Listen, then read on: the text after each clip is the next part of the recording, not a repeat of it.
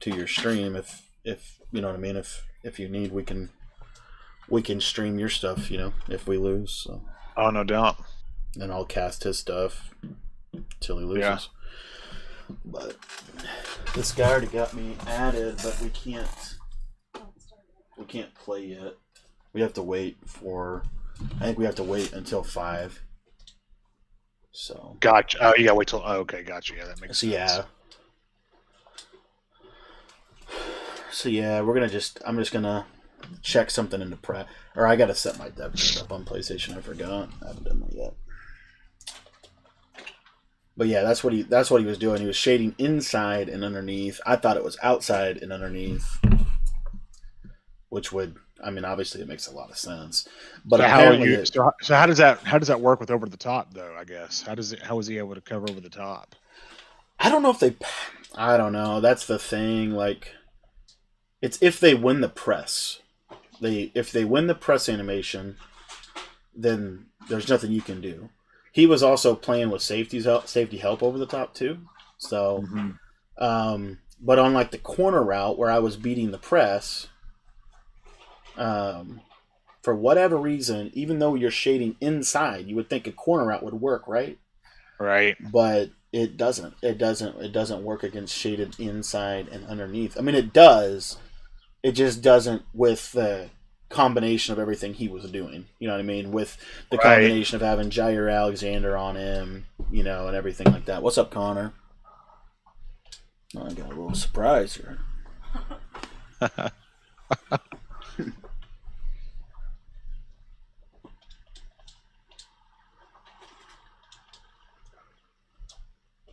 So yeah. Well, hey, at least you're able to figure it out. Mm-hmm. Also figured out some stuff for the. That's why I say no one likes to lose, but when you lose like I lost, it's a learning. You know what I mean? It's more of no like doubt. okay, I lost. Let me learn from it. Let me see what happened. I'm not going to complain. Right. So, because at the end of the day, I'll be sad about it for a day, and then we'll get back to grinding, and we'll be working for the next one. So, Snap and clear mentality. that's right. But I definitely played the name, not the game, a little bit too. So. Yeah, well, that's expected. Have you ever played him before, or have you? I mean, No, I'm guessing not. No, Yeah. I've never played him before. He's probably the best offensive player I've ever played, and it showed. I mean, what's up, Chris? Appreciate that, brother. Yeah, we're gonna try to go get him on this console. Yeah, he's good though. He's obviously. I think he's up in the top, at least top 10 of this season. I mean, he's good. So. He's right there with the best of the best. So we definitely could have played a lot better, though. Looking back at the tape, we could have a lot of things I could have done differently.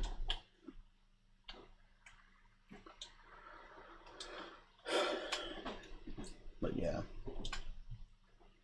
So I'm gonna try Jair.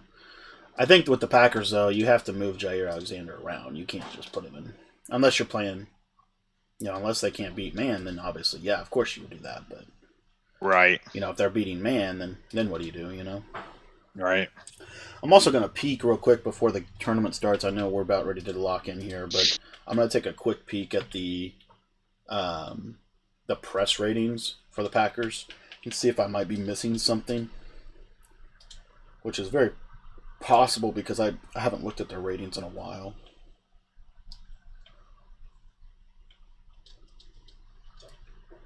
So left end, Zadarius Smith, right end, Sean Carey. And obviously Savage, Amos.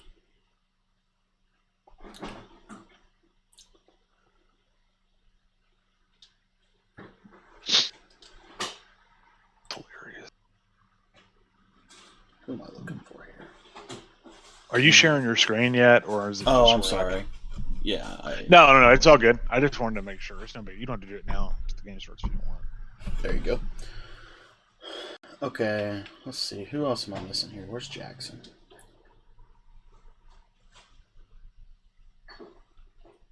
5.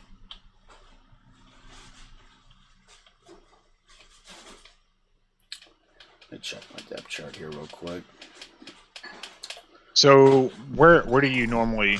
So you're saying Jair Alexander, you need to move him around. Is it constant or just depending on who you play or matchup? Yeah, it wise? depends on what you're doing. So like because you want his ability, you know what I mean?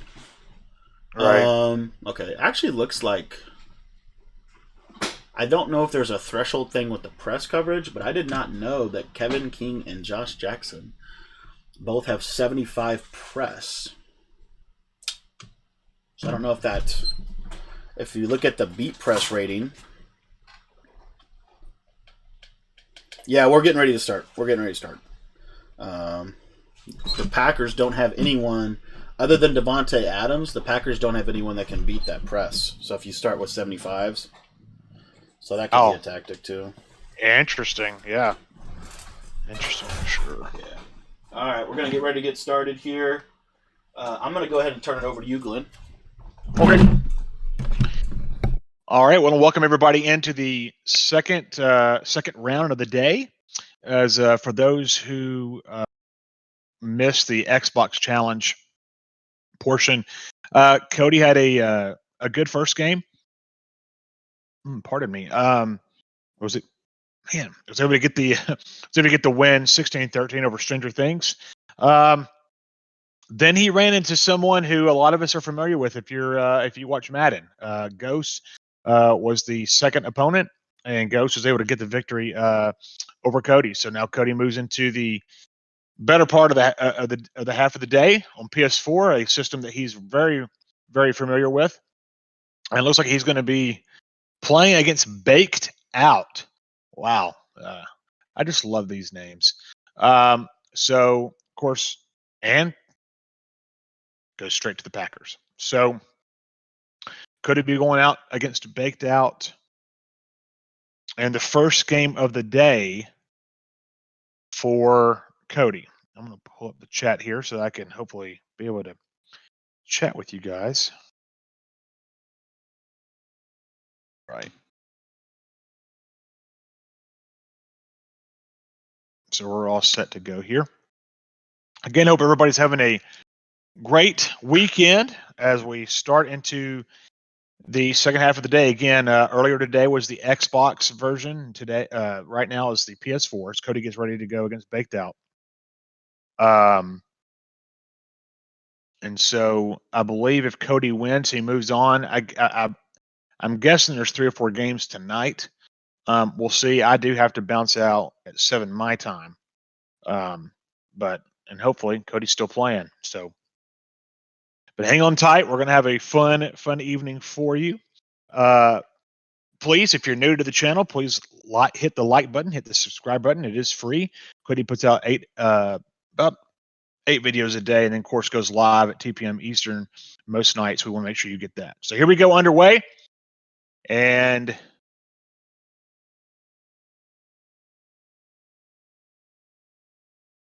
taking it up to the 31-yard line as Cody will kick the ball off first, and we'll get the ball in the second half. And if you heard Cody say anything earlier today, getting the ball in the second half, I think is just a huge I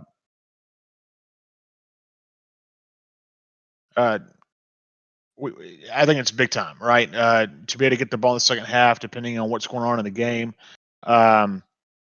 So hopefully this will be a better game than the last one for sure for Cody. But anyway, Cody labbing has gotten to get to this moment, so we'll definitely see what kind of offense Baked Out comes in, and we'll see if they decline. And that's normally what they're going to do. A lot of you who watch Madden, it's just it's a respect thing between the players, setting up their depth chart, setting up their plays, their audibles, and whatnot. So, again, good to have you here on this Saturday evening. Hope all of you are doing well and having a fun time watching Cody play.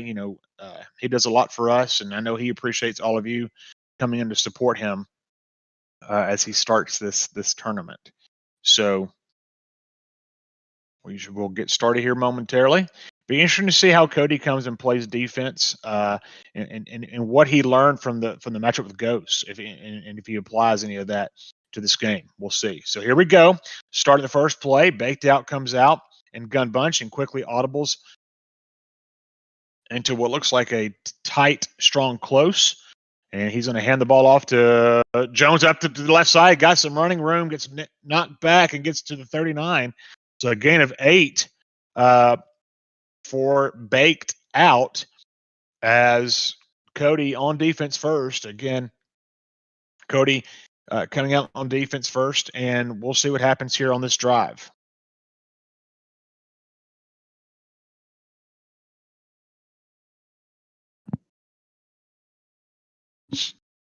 So 2nd and 2 for Baked Out.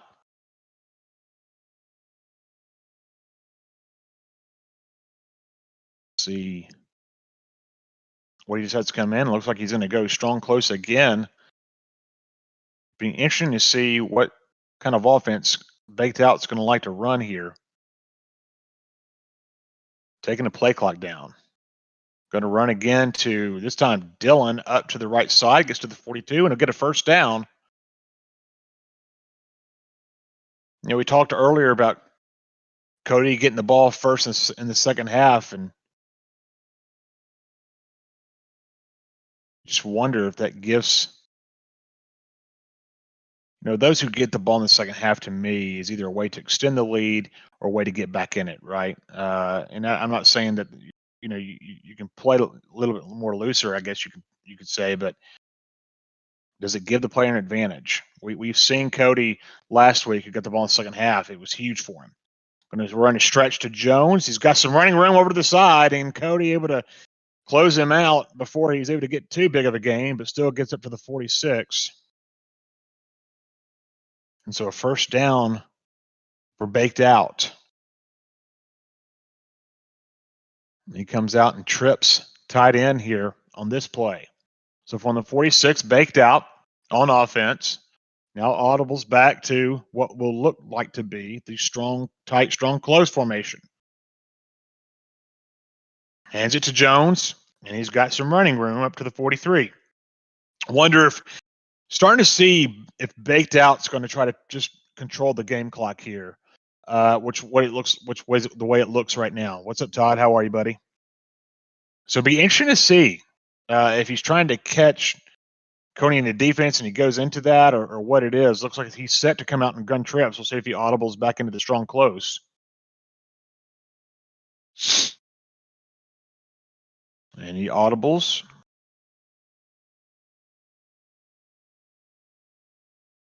And audibling at the line. He's going to stay in shotgun, back to pass. Got some time.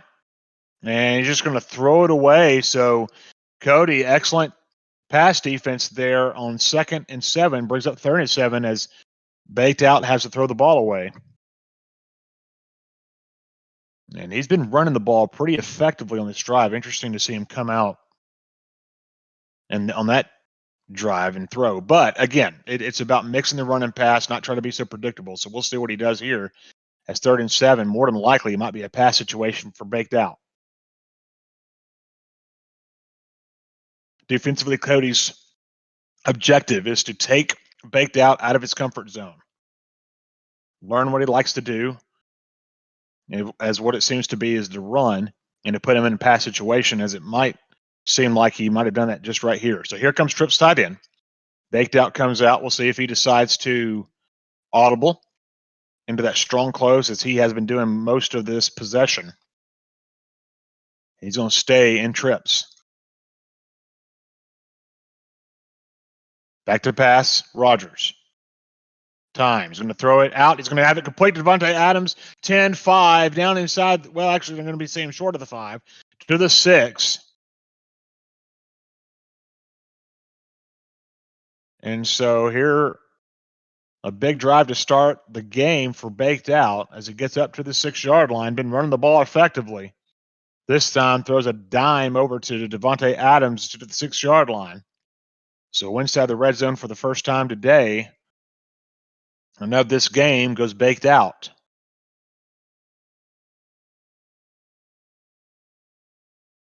So A strong drive here on offense for Baked Out as Cody tried to do the bend don't break attitude here from the 6. He's going to hand the ball off to Aaron Jones, and Cody says, "No, sir-ree," not on this play, as he tries to Aaron Jones, not able to get actually a yard. He gets up, it gets back to the line of scrimmage, so a run for no gain. So Baked Out going to go back to the trips. We'll see if he stays there. And actually goes gun bunch tight end here. Motion Scantling over to the right. Interesting call here.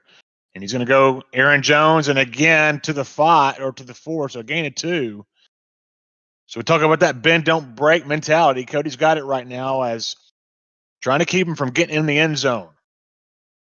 Forcing 3 here would be a win for Cody considering where the ball's at.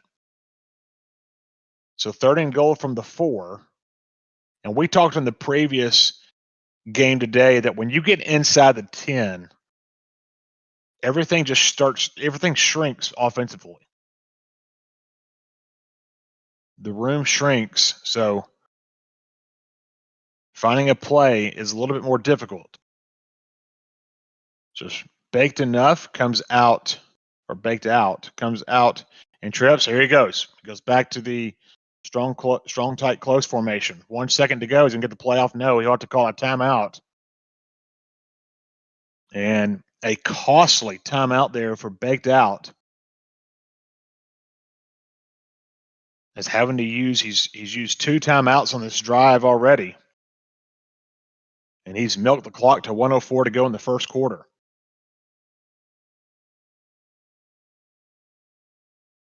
So here he comes out. And the strong close. Here at the 4. It's going to hand the ball off. And it's going to be a touchdown on 3rd and goal. And Baked Out able to get a touchdown on his first drive. So a huge conversion for Baked Out and goes up 7-0.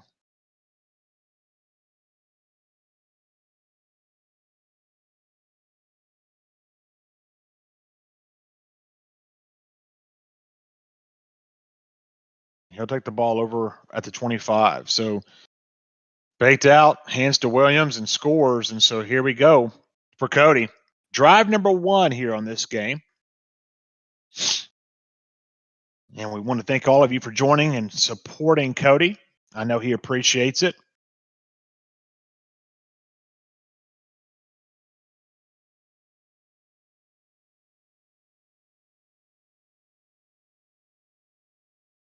Todd, I'm actually watching the live stream, so I'm not sure how it's 10 seconds behind. I apologize.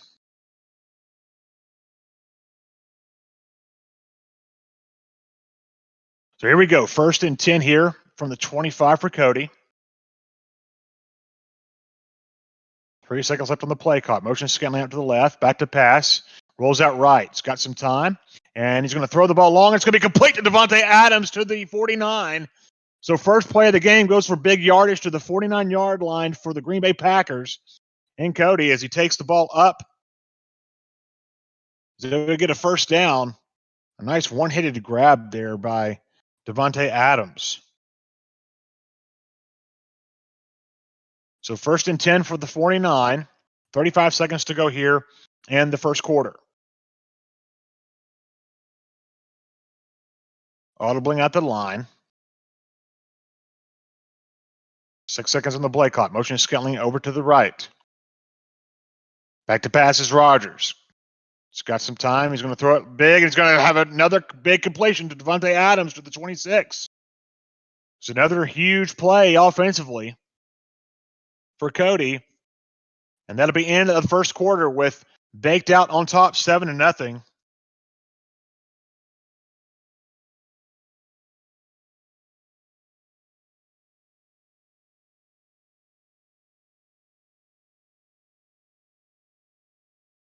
So here we go. 1st and 10 from the 26. Motion Scantling to the right. Back to pass. Rolls right is Rogers got time. And the delay fade to Robert Tunyon. He's got to complete down to the 10, down to the, they're going to give it to him at the 6-yard line, short of the 5. And inside the 10 goes Cody just like that. Very fast, very methodical drive here by Cody. So under center. And he's going to go. No, he throws a quick out to Devontae Adams, who stumbles and rumbles to the 2-yard line. Wow. So second and goal here from the 2.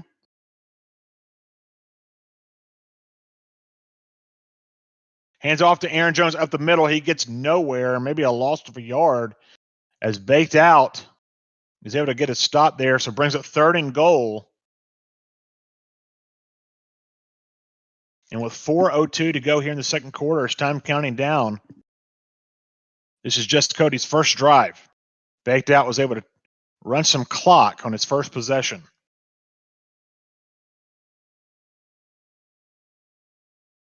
So here we go. First and goal, or third and goal from the 3. He hands over to Aaron Jones. He's going to be 2 yards short as he gets to the 2. So a huge play here for Cody. Fourth and goal. Can he get in here? Motions Tunyon over to the left. He's going to go in, fullback dive, and he gets in to the end zone. Touchdown, Cody. As Dylan goes up the middle on the fullback dive, and he gets inside the end zone. Field goal pending. He's going to tie this football game up, and we are tied at 7. So 7-7 the score, with 3:25 to go in the second quarter. And a big-time answer there by Cody on fourth and goal.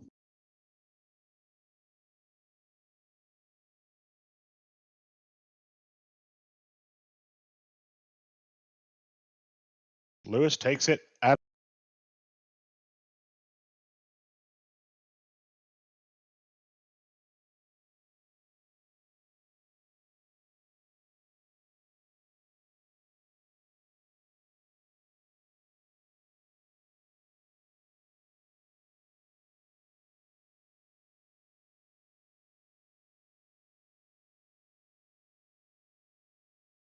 So here we go. Baked Out first and 10 from the 28. It's his second possession of the game. We'll see how much clock he intends to use. And here he goes back to the strong, close, tight. Hey, Rod, how you doing, buddy? Runs the ball to the side, and he's going to be stopped. And he's going to be a loss of 3. And Todd just asked, do you think Cody can stop this guy's run game? Yes, I do. And he does it right there here at 2nd and 13. What's going to be huge, I think, for Cody is this guy likes to run the ball, and is to put him in long and distance and passing situations, make the guy uncomfortable. And at the previous drive you watched, he audibled into the strong, close, tight probably about 60 to 70% of the time on that drive. And this time he's going to go to trips. We'll see what Baked Out does here with 2:48 and counting to go in the second quarter. Rogers back to pass. Has some time. He's going to throw a quick out to Aaron Jones. He's got it complete. Aaron Jones with that mismatch ability, and it's hard to cover in man. Almost impossible. Backfield mismatch, I believe, is the ability it's called. So here comes Baked Out with 13 seconds to go before we hit the 2-minute warning. We'll see if he takes the play or if he takes the clock down. No, he's going to go ahead and go. Rogers back to pass. Time. He's going to throw it out. It's going to be complete to Devontae Adams. And he was able to get the animation. Wasn't sure if it was going to be an incomplete pass or not. So we get to the 2-minute warning, and it's 7-7 is the score. And Baked Out got the ball first. For those who are just joining us, Cody gets the ball in the second half, which I think is going to be huge for Cody, obviously. Rod, I use the Packers. I'm not very good, so you don't want to ask me any questions. Back to pass. No, he's going to hand the ball off to Aaron Jones. Just weaves and bobs and weaves his way on that inside zone. He's only able to get 3. So we'll see what Baked Out does here if he's just going to use some clock, because I think he's going to have to score a touchdown because Cody's offense moved at ease on that last drive. So we'll see what Baked Out wants to do here. In trips. Motions at the tight end, slightly to the left. Motions Austin to the left side. 4 seconds on the play clock. Back to pass.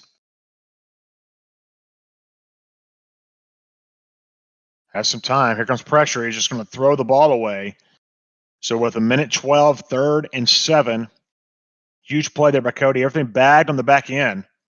And again, that's what you want to do if you're Cody. Make this guy have to throw the football. I don't think that I'm not saying his passing offenses are horrible, but I definitely don't think it's a strength. So we'll see. I'm from Tennessee, Todd.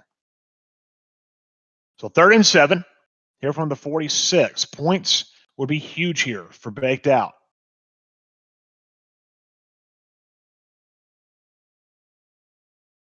And he's going to use his final timeout.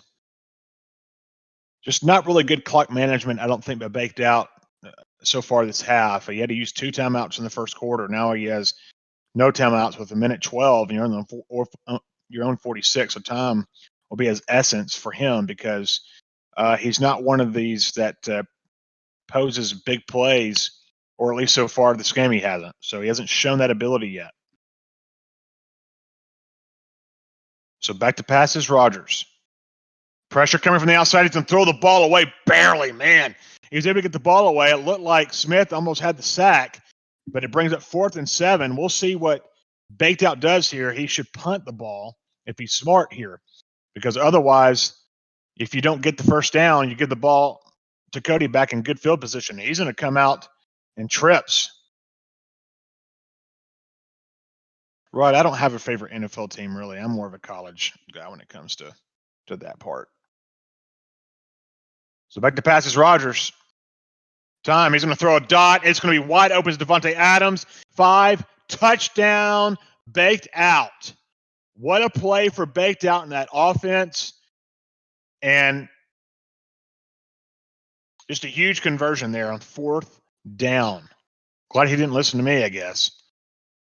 So 14-7 is the score. Now, Cody has all 3 timeouts. And I think a lot of you who have watched Cody know that there's plenty of time left on the clock for Cody to score here or at least get some points. So we'll see what he's able to do here. Austin will go touchback here, and we'll take the ball up to the 25. So here we go. 1st down from the 25-yard line. A minute to go in the first half. Cody does get the ball first in the second half. So a score here, any kind of points here would be huge. Play action. Rolls right is Cody. Tight end, wide open on the delay fade. And he gets a complete up to the 46. So he takes a timeout here. 52 seconds to go on in the first half. Cody, again, has his timeout, has 2 timeouts remaining, which is huge, to try to get in position to get some points. So Scantling motions over to the right. Back to passes, Rodgers. Has time. He's got a man wide open, and it's going to be Tavon Austin to the 15. So already in field goal position now.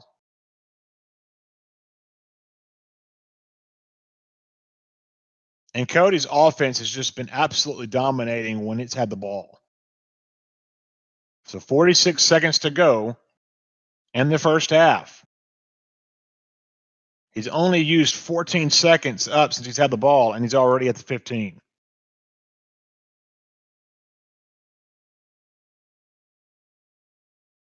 Scantling motions over right. Back to passes, Rodgers. He's going to throw it over the middle. It's going to be touchdown, Tavon Austin. Touchdown, Cody. So 18. He had the ball with a minute left in the half. 18 seconds later, to pay dirt for a touchdown. And the field goal is going to be up and good, and we're going to be tied at 14. And so Cody, with a huge drive offensively to tie the game, and Baked Out kind of in a tough position because he doesn't have any timeouts remaining.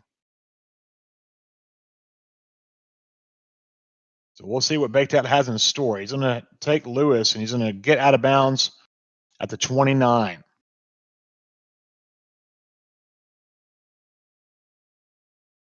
So a fantastic job there by Cody in that offense. Just continues to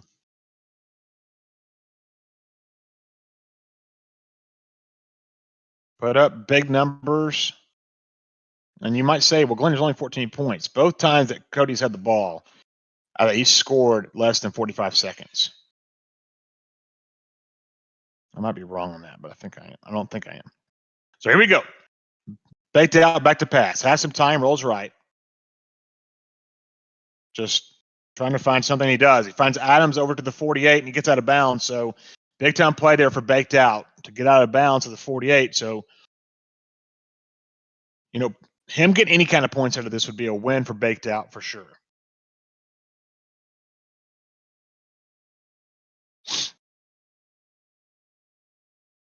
His Baked Out's defense just really has no answer for Cody's offense this half. Has had 0.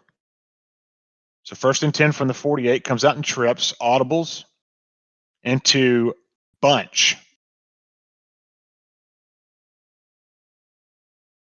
Gun bunch tight end to be more specific. 5 seconds to go on the play he's about to pass his Rodgers. Throw a quick out. It's going to be complete to Tavon Austin. No, incomplete. So he wasn't able to come down with the ball as he had to step on his man on the outside, but not able to come down with it. So 2nd and 10 from the 48. 28 seconds remaining in the first half. Baked Out has no timeouts.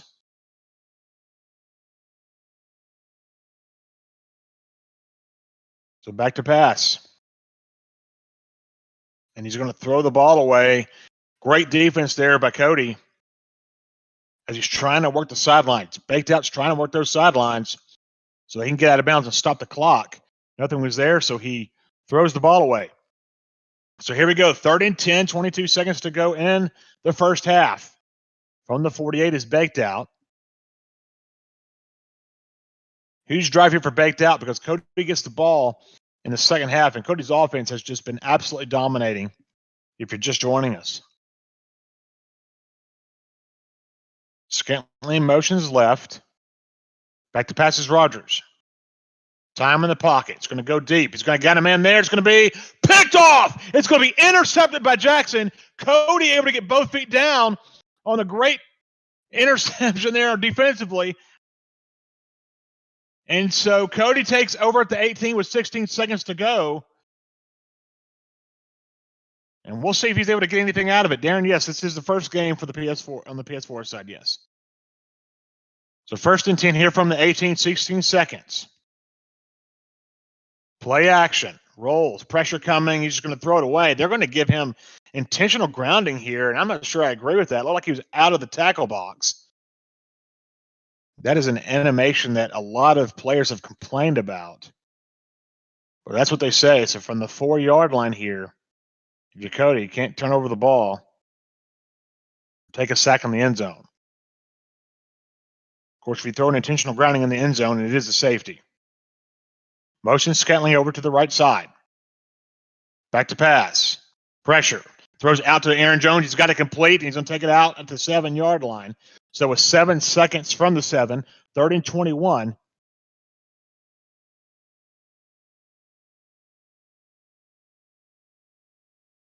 So what Cody decides to do here for 7 seconds remaining. Play action. Time.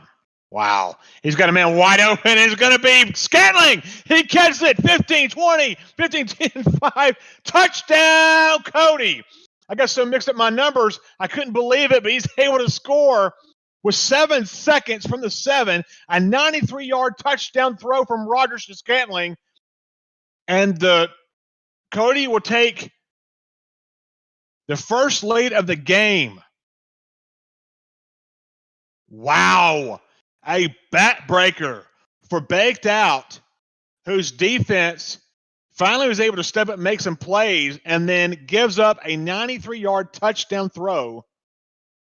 And so Cody will now come out offensively in the second half. What a breakdown defensively there was for Baked Out. I'm really not sure why he didn't run prevent there, but who knows? All right. I think Cody scores here, a touchdown here. I think the game is over. By the way, Baked Out's defense is playing. I just don't think he'll have enough muster in him to be able to pull the upset. Back to pass is Rodgers. Rolls right. It's got some time. Got a man wide open, and it's going to be complete to Devontae Adams to the 43-yard line. There on the PA all cross. And Cody's offense has just not been tested at all today with this defense that Baked Out's throwing out there.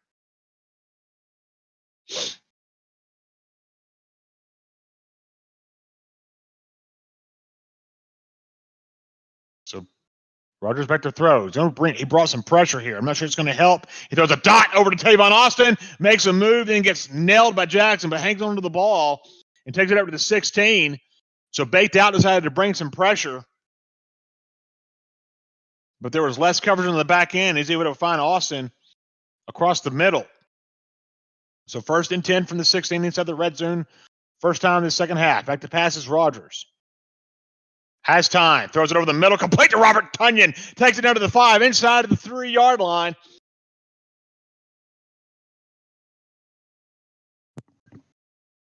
And so 1st and goal at the 3.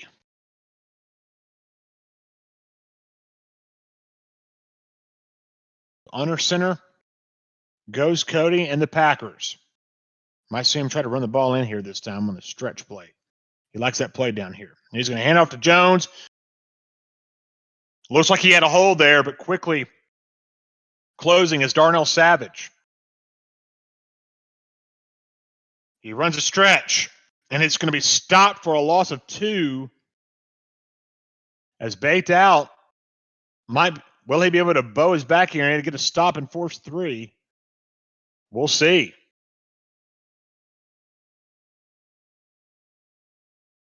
Cody flipping here. From the 6. Play action. Rolls. Got some time, just throws the ball away. So good defense there, but Baked Out. As Cody will take 3.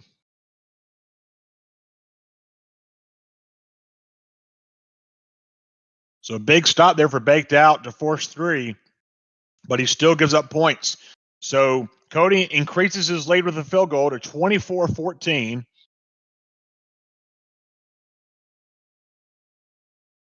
It's the biggest lead of the day.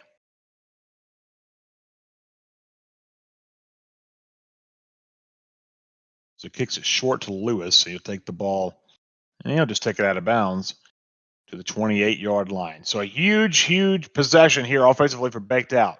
I say huge possession because his defense has not been able to really stop Cody all game. That was the first big stop I guess he had, forcing a field goal.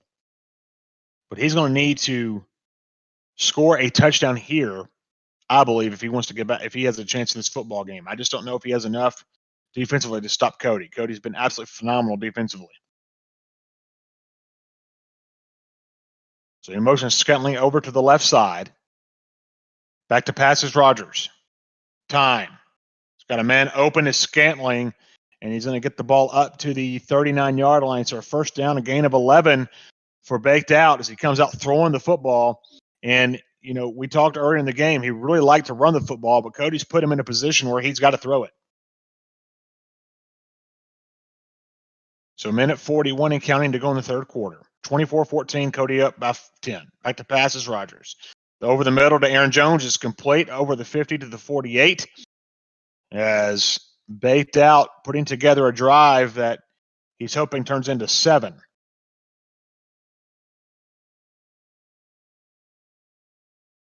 So 1st and 10 here from the 48. Back to passes Rodgers. Got some time. Here comes pressure, and he's just going to throw the ball away. Big time D there on the back end for Cody. So Baked Out trying to find a way to get a score here to cut the lead to 3. Yeah, Chris, I agree with you. I don't think there's any doubt. Scantling motions over to left. Baked Out back to pass. Got time. He's going to roll it, throws it over to Aaron Jones. Got it complete. Stays in bounds, gets it up to the 30, and gets out of bounds. So stops the clock with 58 seconds to go in the third quarter. And baked out, moving the ball effectively on his drive. Clock continues to roll. Back to passes Rodgers. Time. Here comes pressure. He's going to throw it away as there's nobody open. And so he lives to see another down here at 2nd and 10 from the 30-yard line.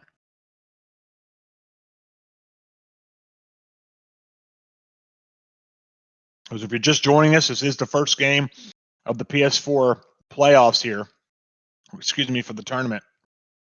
The MCS Regs tournament. Single elimination. So you lose, you're done. From the 30, back to passes Rodgers. Time.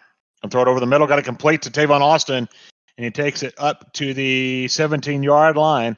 Inside the 20, inside the red zone, goes baked out.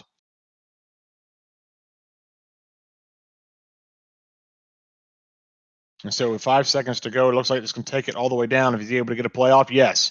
Back to, no, he hands off to Aaron Jones up to the, looking at inside zone. Maybe gets a couple yards. We'll see. But anyway, into the end of the third quarter, Cody up 24-14.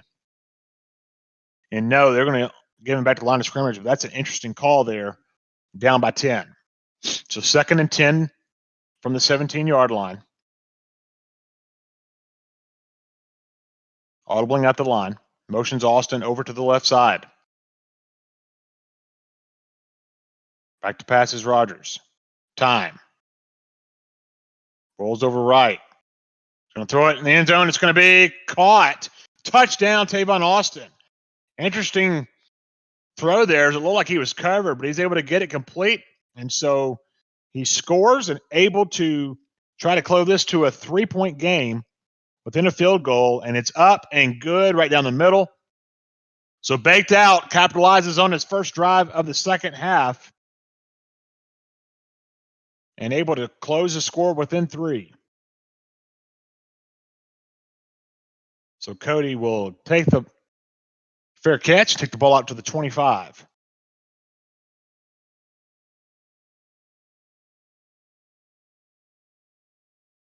So for baked out, this is a huge defensive series to try to get a stop. For Cody, you score, you're more than likely win the game. And Cody's offense has absolutely been phenomenal all game long. 1st and 10 from the 25, 4:53 to go in the game. Motion Scantling over to the right side. Back to pass. He has some time. Throws a dot over to who else? Devontae Adams for a completion to the 47. As this gun bunch has absolutely destroyed baked out's defense, he has no idea what to run for most of the game. He's been guessing. 1st and 10 from the 47. Motions out. Scantling back to pass. Rolls right. It's Rodgers. Got some time. Going to throw it. It's going to be complete to Tavon Austin to the 30-yard line. So moving the ball effectively once again is Cody.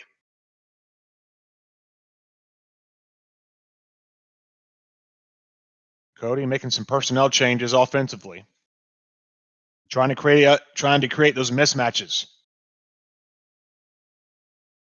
And what I like about moving Aaron Jones out there is because that backfield mismatch poses a problem. Putting him in that slot position. So here we go, 1st and 10 from the 30. Back to passes Rodgers. Has some time. I'm going to throw it over to Irvin, the running back, and he gets back to the line of scrimmage.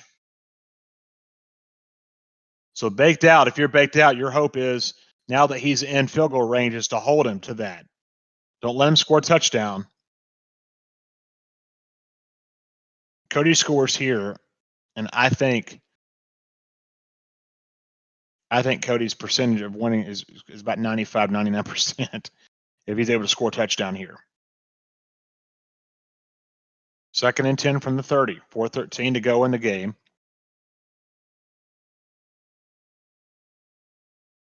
Play clock running under 10. Motion Scantling over to the right. Rodgers back to pass. Gonna throw it a quick over to the middle to Robert Tonyan. Touchdown, Cody. Touchdown, Packers. And a huge touchdown for Cody as he's able to answer Baked Out's touchdown with his own touchdown and pinning the field goal to go right back up by 10, and he'll do just that. So 31-21 to go in the fourth quarter, or 3:56 to go in the game.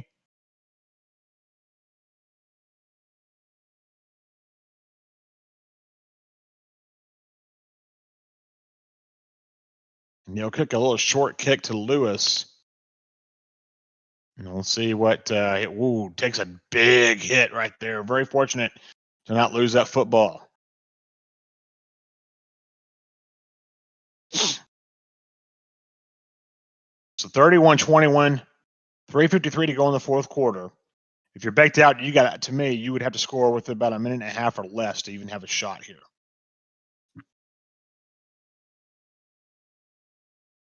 Maybe less than that. Back to pass is Rodgers. Halftime, he's going to go deep. He's got a man. It's going to be intercepted. It's going to be intercepted by Hallman. You just kind of dance around, take to the 45 up to the 50-yard line. And so Cody gets the first turnover of the game, and that's probably going to do all but seal it for Cody. As a huge turnover for Baked Out, trying to go for it on one play, and pays dearly by throwing an interception.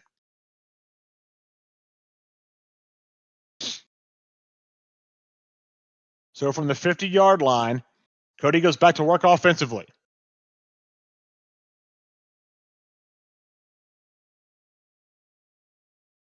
Audibling here at the line, play clock under 10, motion Scantling over to the right side. Back to pass. Time. Throws a quick. It's picked off by Darnell Savage. What a pick by Baked Out.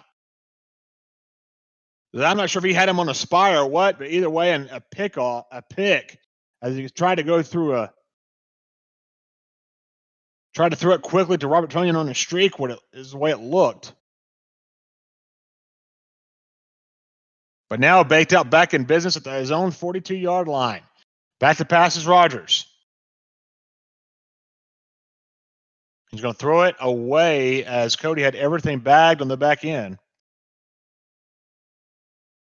Well, if Baked Out needed anything, that's exactly what he needed, was a pick or a turnover of some sorts, and he was able to get a pick.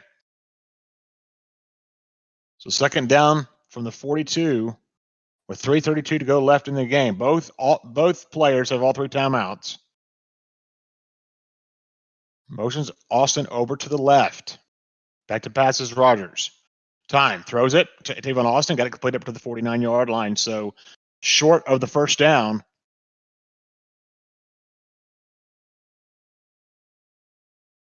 And so he audibles here into the gun bunch. Motion Scantling over to the left. Back to passes Rodgers. Time in the pocket. Just waiting for something to open up, and he gets nothing, and he just throws the ball away. So not what you want if you're Baked Out. Time running out, time running down, nothing open. He just decides to throw it away. Marty could have thrown it away a little bit sooner. Either way, 4th and 2. Ladies and gentlemen, this might be the game right here.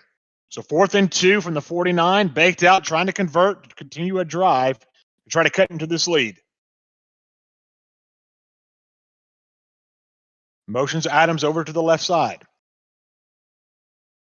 Back to passes Rodgers. Rolling right. Pressure coming. Pressure coming. He's going to throw it across the middle. It's going to be incomplete. Cody will take over at the 49-yard line as Baked Out waiting to the last minute, running out of real estate, and was trying to throw it to Tavon Austin and just couldn't get it there. So now Cody takes over.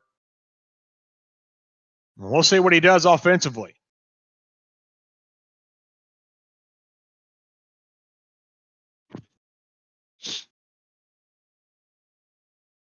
So audibling at the line.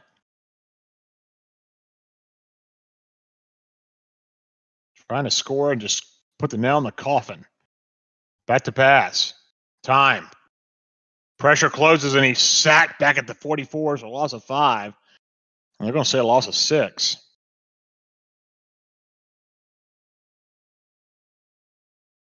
So 2nd and 16 with close to the 2-minute. Cody's just going to take this down to the 2-minute warning. So valiant effort. They were baked out on that one drive, but Cody's defense shutting them down when he needed to.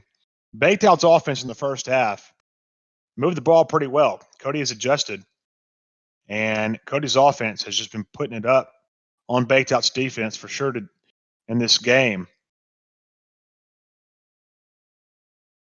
And I'm not really sure how many adjustments baked out has made, but looks like Cody has made enough adjustments to stop baked out's offense for sure.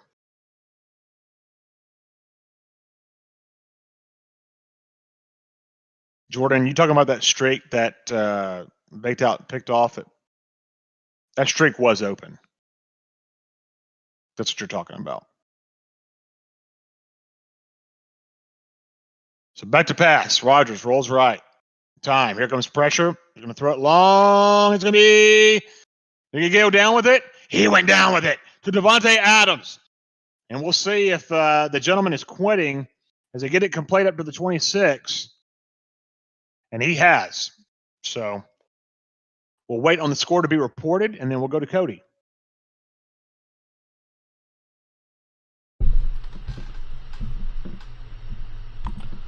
What's happening, Glenn? Big game, Cody, to start out of the gate. Yeah, played a little bit better that game. We went into the lab after the game against Goes, and were able to find some basically some mismatch opportunities whenever people are running Jair Alexander in the slot, and it came in for us big time in that game. Defensively, I felt like his offense was actually really, really interesting. He was doing some stuff that I thought I was really surprised that I didn't think of this. I mean, when you play in the Classic, you'll see so much stuff. And one of the reasons I like playing in this tournament so much is because there's a lot of innovation.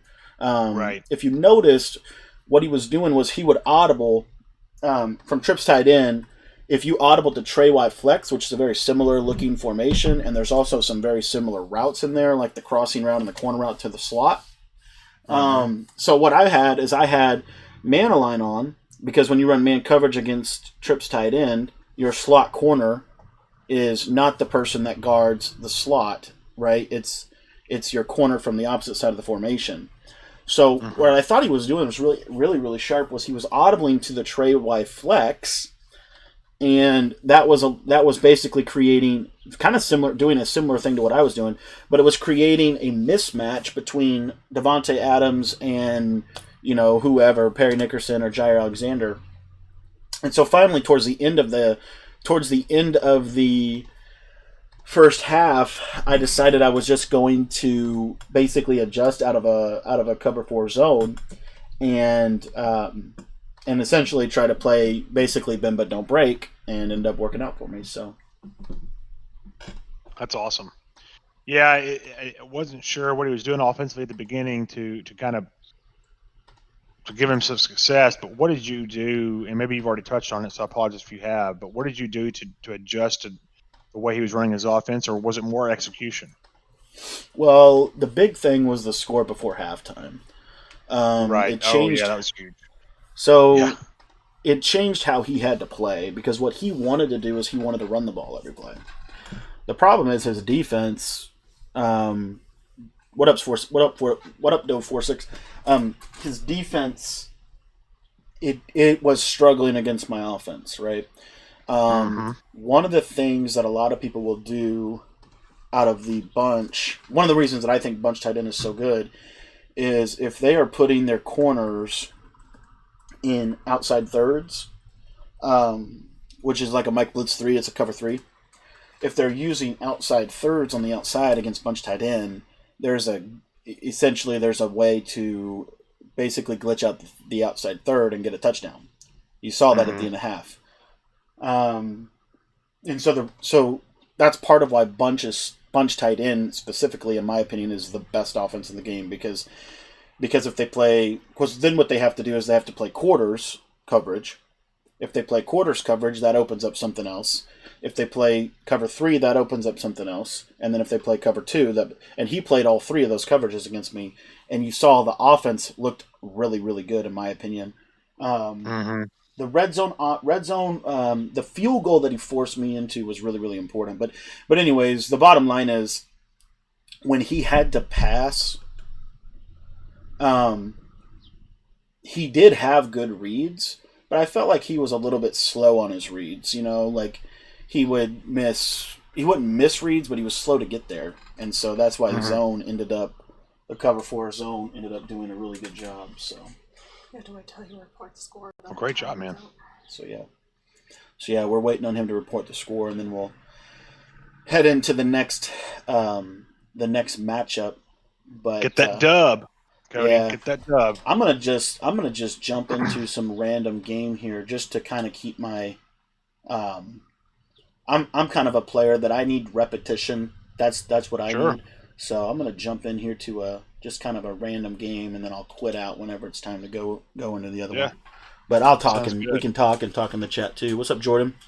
The streak interception. The streak interception. That's a little bit of a tricky throw right there. It's probably too risky on my end to throw that. Well, do you think was he on the spy there? He was usering him, and he just. I'll tell you what, and I don't do a good job of this myself. It's why I don't get as many picks as some of the best. Whenever the quarterback throws the ball, just hold triangle. Just do it, because sometimes you'll get random stuff happen, like what happened to him. And basically, he was usering on the running back, right? The underneath route on the running back. But because Gunslinger has such a low trajectory, meaning the ball comes out at a really low, in a very low angle. Right. It essentially was on the path. It's kind of like there was no lane to throw that through. And so if he jumped up in the air, he's able to put his hands up and catch it. So, good play by him. I felt like, but anyways, Yeah. that I thought was really really good by him. So yeah, but that's what happened on that streak. It was open. You're waiting for your next component. It was open. What'd you say? The guy you're supposed to play has not completed their game yet. So. Oh, okay. All right. Our next opponent hasn't finished his game yet, so we're just waiting on that to happen, and then we'll be into our next game. Do you know who it is? 435 seed or a 78 seed? Well, we're hoping that the 435th seed is who we play, but we'll probably end up playing this other guy who's, I don't know what the score is of their game, but we basically either play the 430-something seed, or we play the the top 7, one of the top 70 players. So it should be a good game. What's Hopefully your rank? Where are you at? Well, because I only could play so many games last weekend, I am I'm 170 something, I think. Desi got out. Dez lost? Mm-hmm. Oh, dang it. I was hoping Dez would compete well. How's Yoshi doing? We're trying to figure that out, actually. I don't know how he's doing. Let me see. Yoshi beat his first game. He won the first game. Good job. It doesn't say the score on there, unfortunately. Now he's playing 120th seed. Oh, he's playing a top. Okay, so Yoshi's got some. One of the other things about this tournament is it does definitely give, there's definitely some challenges in terms of the bracket that you get. So I got the bracket that had Goes in it. I got the bracket that had a couple other pros in it on Xbox. So that there is definitely some value. People don't think that matters, but I think it matters a lot. Who you match up with. So Yashi's got a pretty good draw on his, I think. So Yeah, he does. We'll see. But anyway, yeah. So real quick, for those of you guys, if you're here and you watch the game with Goes, I'll explain kind of what's going on, or what was happening with the man coverage. So we jumped into the lab right after that game. after we got off of the stream. And what was happening on that man coverage, essentially, and for everyone watching in the chat, if you have like a,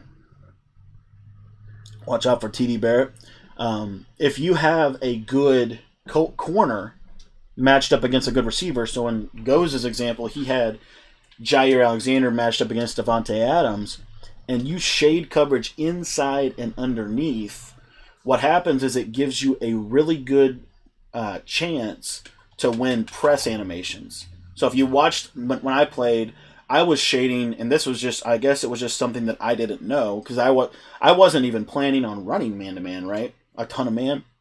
But, because I've been labbing so much zone lately. But obviously man is still probably one of the best ways to play.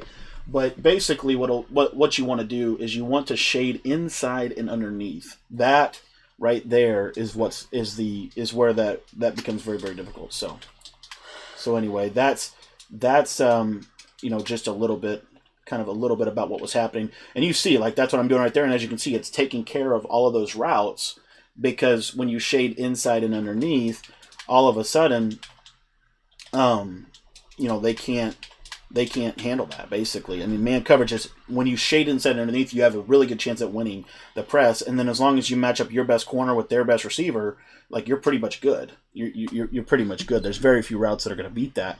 And so that's what was happening to me in that game. So what we did when we jumped into the lab is, it was basically, honestly, we kind of stumbled upon this, but we were trying to figure out a way to get Jair Alexander off of, or mismatched from Devontae Adams, right? And so what you'll see, what we came up with, is we basically, essentially what we're gonna do is we're going to motion the outside receiver of the bunch. You can do this from, I think you can do this from gun bunch. I know you can do it from bunch tight end. But we're going to motion that outside receiver of the bunch. And what you'll notice is now all of a sudden they're mismatched. They're completely mismatched. So that might be a tip that will be helpful to you guys. But that's what was happening. And kudos to Ghost. It was just one of those things where I was relatively unprepared for that. I did not expect anyone to run man in regs, and got shamed. So anyway.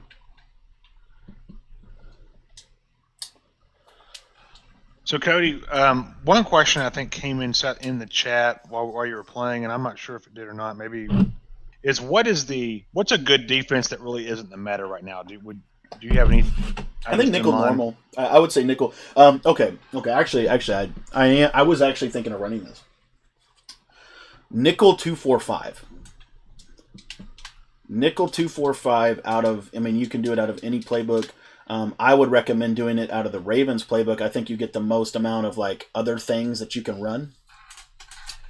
But nickel 2-4-5 is really, really good, because you have all of the match coverages. You also have, because your linebackers are not nickel 2-4-5 double A gap, nickel 2-4-5 normal, okay?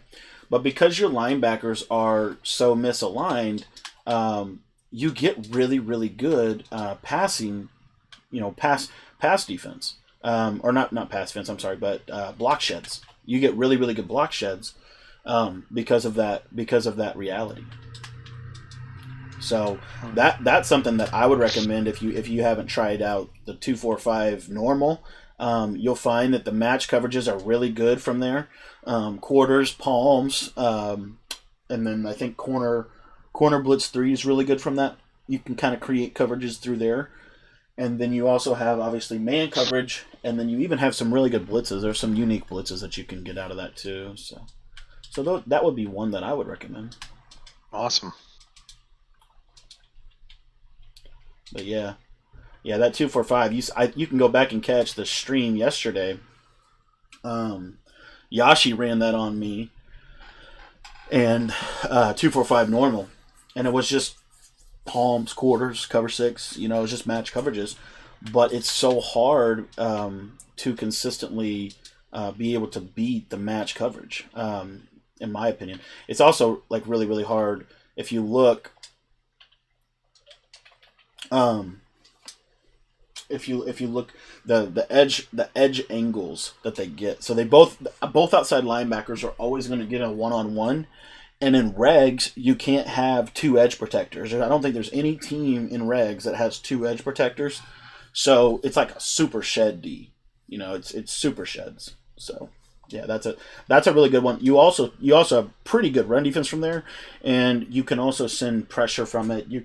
There's a lot you can do out of it. I think that's the defense that Zan is running, and I got a bunch of respect for him. He's a very good defensive mind. So that would be my answer to that. Awesome.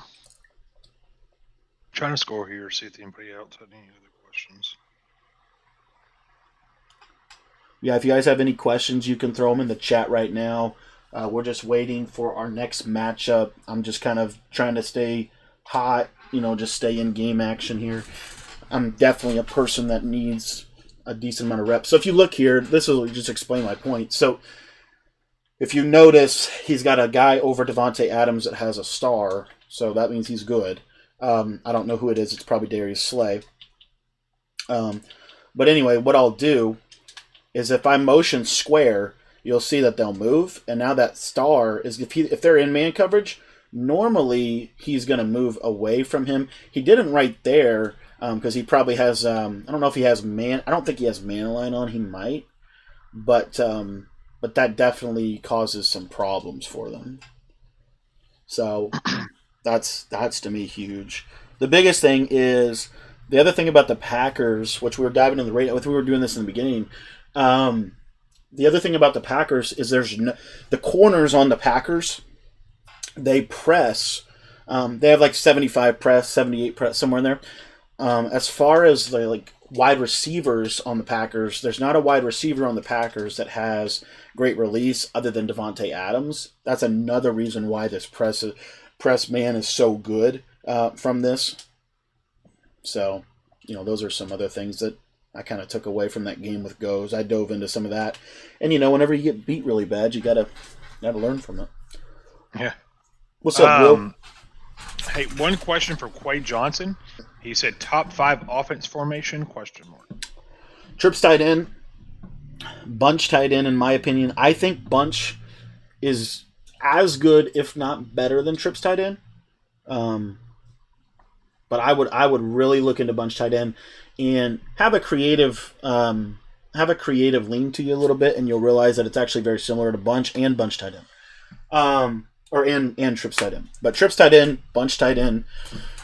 The other top, after that, I would say you have to put the Bunch in there. The Bunch is hard to stop. The Bunch is really good for it does a good job at glitching out coverages. I think they just have, especially match coverages. The match coverages, in my opinion, have a little bit of a hard time with the 3 receivers. So I would definitely say Bunch tight end, Trips tight end. And then after that, I'm not quite sure. Spread is good. Baltimore Ravens or Arizona Cardinals. The spreads from both of those playbooks are really, really good. I think the spread playbook itself is slept on. It's called Pass Balanced and Mutt. But I would look into that if you wanted to try to do some cool stuff. There's some glitchy screen passes in there that you can get. And then after that, because if you're running Bunch, you could run that out of multiple playbooks. So if you're asking me playbooks, that's probably an easier answer. But best defense, in my opinion, is 3-3-5 to 3-3-5 wide. The two in combination with one another. And one of the beauties that you might have seen that Goes was doing against me is 3-3-5 two-man under is a lot different than 3-3-5 normal two-man under. Because the linebackers are on the line of scrimmage and they'll press like if you're running up against Bunch or something, they'll press that. But anyways, as far as another offense, I would say I close, strong close, all the twin 2-back sets. The Raiders, you can run trips tight end. This is what Noah runs, but you can run trips tight end and you can run whatever, all of the pro sets as well within the same offensive playbook. So that's a really good one. I think I don't know. I didn't honestly. Let me think about that question real quick, Will. I don't know what this guy's doing on offense. Did I imitate some of Go's setups and bunch tight end to help me beat certain coverages? Not really. I don't think. Yeah, the only thing that I did that I think he did was he motioned over the streak for PA cross. That does help it a little bit. But yeah, exclamation point 3 through 5. Best defense, in my opinion, by far. It gives you the ability. It gives you the ability to just do, everything that you want to do defensively. You can blitz, you can coverage, you can run match, you can, the 4-6 playbook has been the best defense all year long. I don't know anyone that could argue with that. Some people will tell you that 2-4-5 is better. I just don't think that's true. But, it might be. 2-4-5 is good too. So I would say it's either 46 or it's New York. I don't know how you could say it's, maybe Miami. But New York is really, really good. I think 3-4 is also a slept-on playbook as well. But anyway. Like, this guy's running 2-4-5 double A gap on me. So, he must be using, New York or something.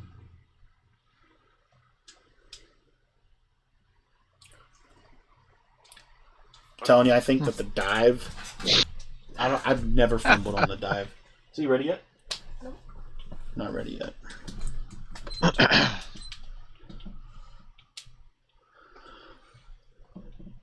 But yeah, you see here, if I motion Adams, you see how they follow.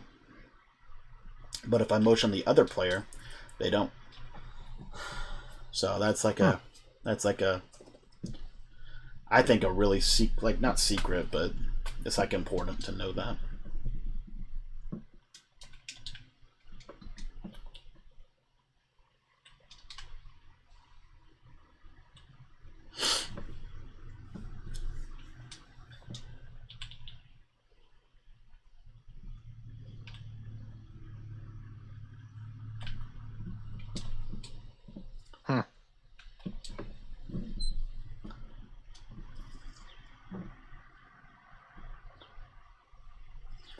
What was he running, Will? What were some of the setups? I will have to go back and study a little bit. What did Goes do to have really good man coverage? What's up, Charles? Shaded coverage inside and shaded coverage underneath. That was what did it for me, and I'll tell you what, it was insanely good. It was insanely good.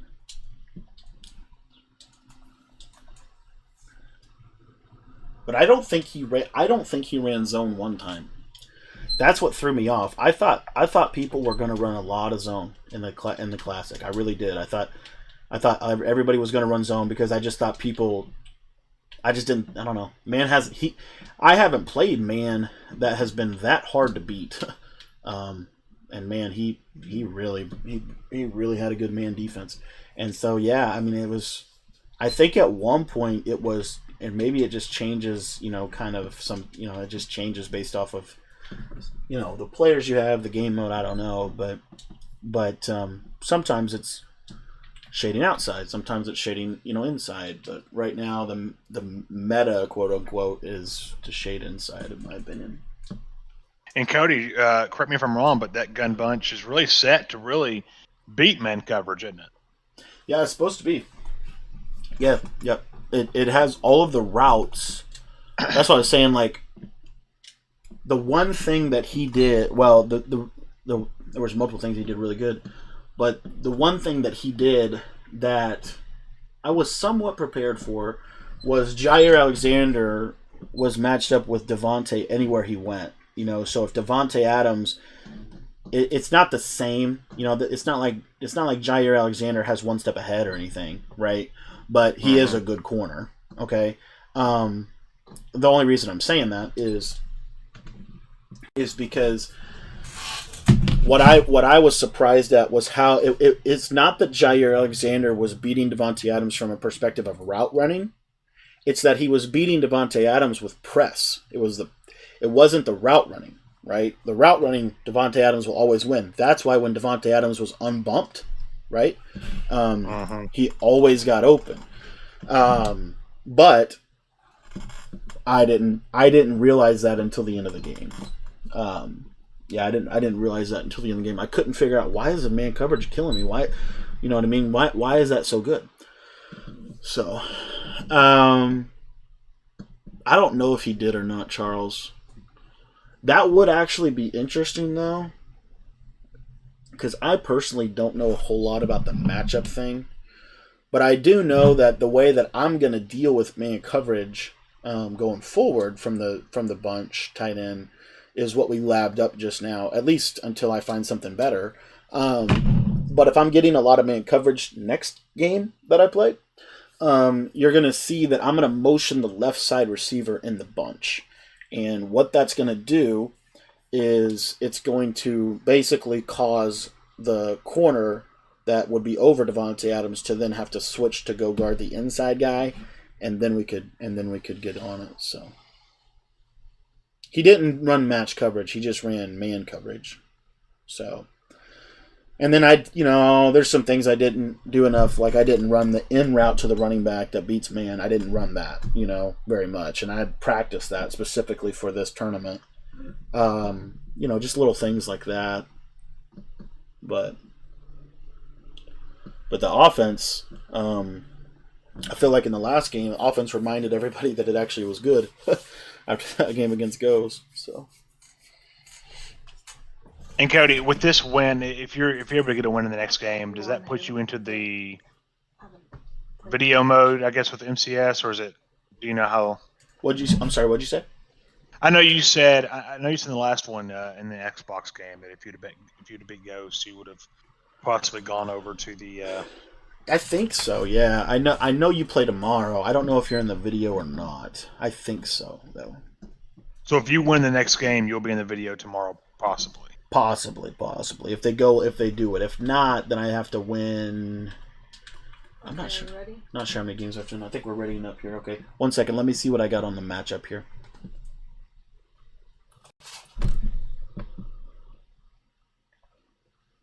Mr. Oh, the 435 seed 1. Let me see it. It's MR. I have to say I'm ready. MRDAS. Let me see it. MRDAS. LAY. No. Yep. LAYR. That's it. Yep. All right, Glenn, we're going to head into the next matchup, so I'm going to go ahead and mute myself. Mr. D. Slayer. Don't play. Yep. Don't play Okay, cool. until he readies up. He's not ready up. Well, everybody wish Cody good luck here in the second game of the PS4 MCS Regs tournament. As Cody won the last game pretty handily, the gentleman quit out. So Mr. D. Slayer up next here for Cody. And while we're getting ready for the next game, we want to welcome everybody to Cody's channel. So glad you decided to drop in and spend some of your Saturday with us. Please click that like button if you're new to the channel and subscribe. It is free.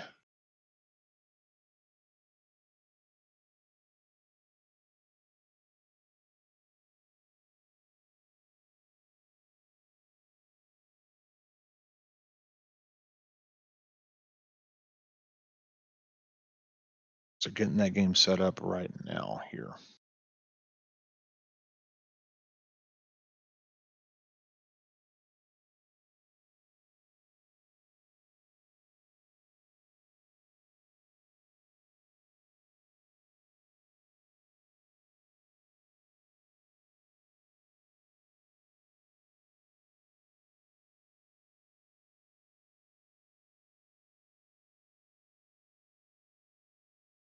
Be interesting to see who D. Slayer plays with.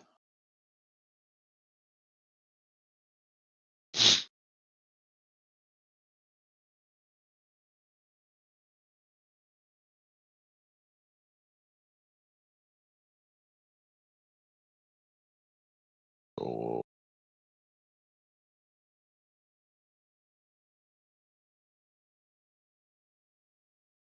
And D. Slayer player gonna play with the Las Vegas offense.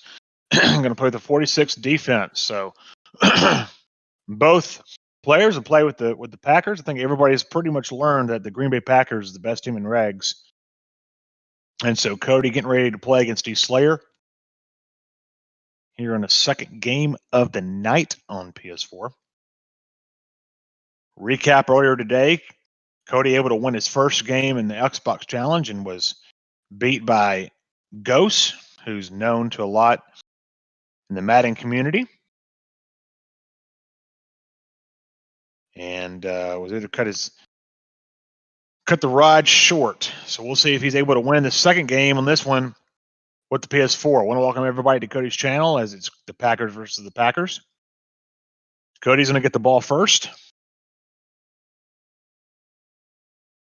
And as we talked about earlier in the game, getting the ball in the second half is crucial. I think it's huge for the player who gets that, because whether you're behind or in front, you're able to make a dent into the game. So it gets it out to the 21-yard line. And so Cody going to work offensively. Prometheus, thanks, man. I appreciate that. Thank you for the kind words. So as always, players setting up their audibles, setting up their personnel on their offense and defensive side of the ball. The last game, Cody's offense really played very well. Looking forward to see what Cody does offensively, but more so defensively.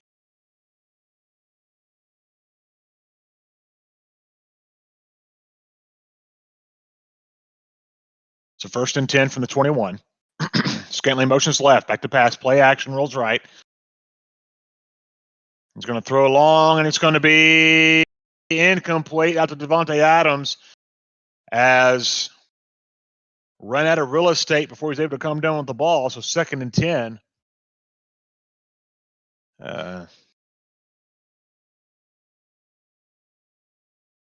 We'll see what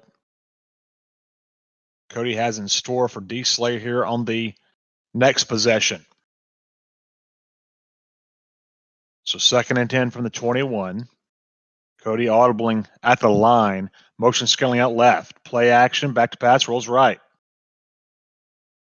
Got some time. Going to throw across the middle to Robert Tunyon. He's got to complete up to the 41-yard line for a gain of 20. So that delayed fade comes at the right time, and he's able to catch and go down to the 41-yard line. So no huddle as Cody quickly gets to the line. Motion Scantling out to the left. Back to pass is Rogers. Hastine throws an out to Devontae Adams, and it's a dart. He's able to stay in bounds. He takes it out to the 15, to the 9-yard line. And Cody inside the 10, inside the red zone, here on the first possession of the game. And Cody in scoring position. So motions over Adams to the right. Back to pass is Rogers. Time. He's going to throw it over, and he's got a wide open, take both feet down, and ever so slightly, as it looked like he had both feet down, but the animation did not work, so incomplete pass. So 2nd and goal here from the 9-yard line for Cody. Motions Adams over to the right. Back to passes Rogers, trying to get the touchdown to go ahead by 7. Throws across the middle. It's caught. It's a touchdown for Van Scantling. And Cody goes on top first, 6-0. So a big play by Cody here on the first drive to get the first touchdown.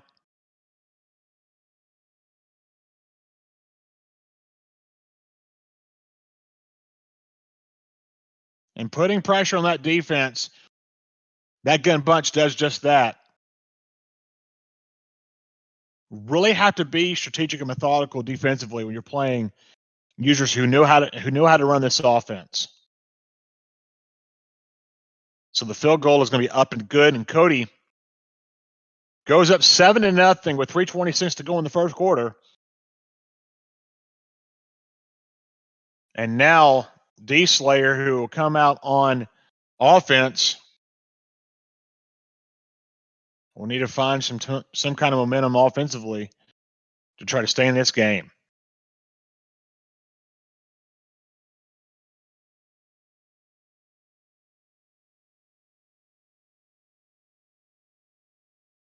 So here we go, 1st and 10. Cody setting his audibles, setting his personnel.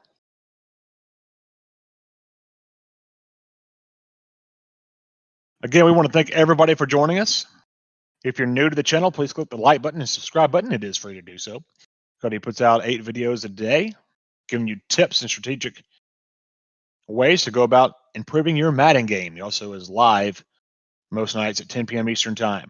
Back to passes. Rogers rolls left. Pass. Going to go deep. He's got a man wide open as Devontae Adams, and it's going to be a touchdown D-Slayer. There must have been a breakdown in the secondary for Cody as he was just wide open. And so in a snap of a finger, D-Slayer answers. Darren, we are in game number 2 on the evening. So D-Slayer's field goal up and good. And we're tied at 7 with 3:15 to go in the first quarter.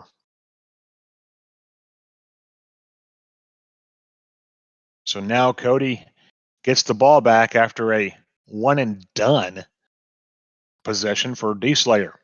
Dylan at the 9. He'll take it up to the 23-yard line. And so Cody and the Packers will take over at the 23, 1st and 10. If you like what you see out of the gun bunch, and trust me, it's a great offense. Exclamation point bunch. I'll type that into the chat for everybody. And then defensively, it's exclamation point 335. The best defensive set in the game. And Cody does an excellent job. I've shown you how it's effective. So here we go, 1st and 10 from the 23. Motions out Scantling. Play action, back to passes Rogers. He's got some time in the pocket. Going to throw it out to Robert Tunyon on the delay fade. It's complete up to the 41. So Cody going back to work right where he left off. 1st and 10 at the 41. Motion Scantling out to the left, back to passes Rogers. Again, safe pocket, throws out to Devontae Adams. It's going to be incomplete. And so we bring up 2nd down and 10.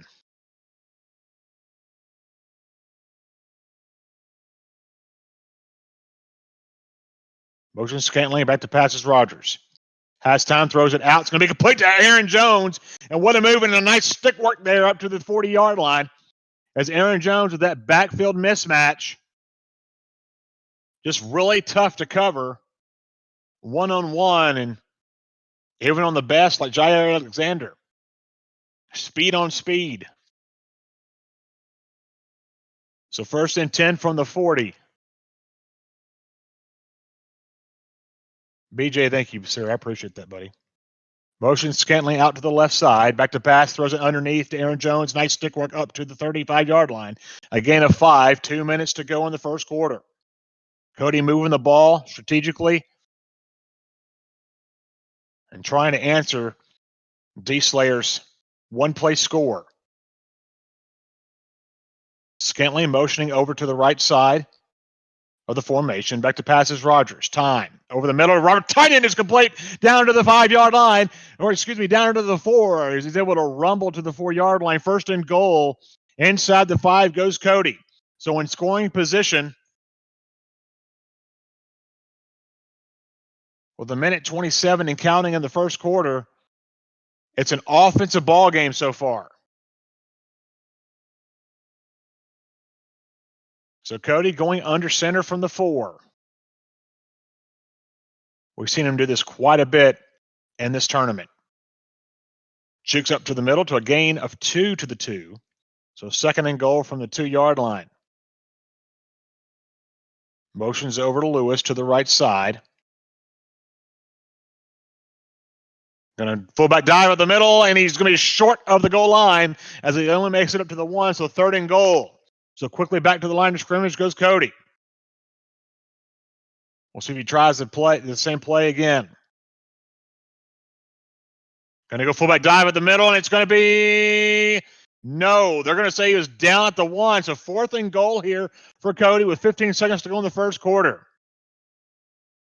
A huge momentum shift if Slayer's able to get the stop here. Going to go again. It's going to be touchdown, Cody.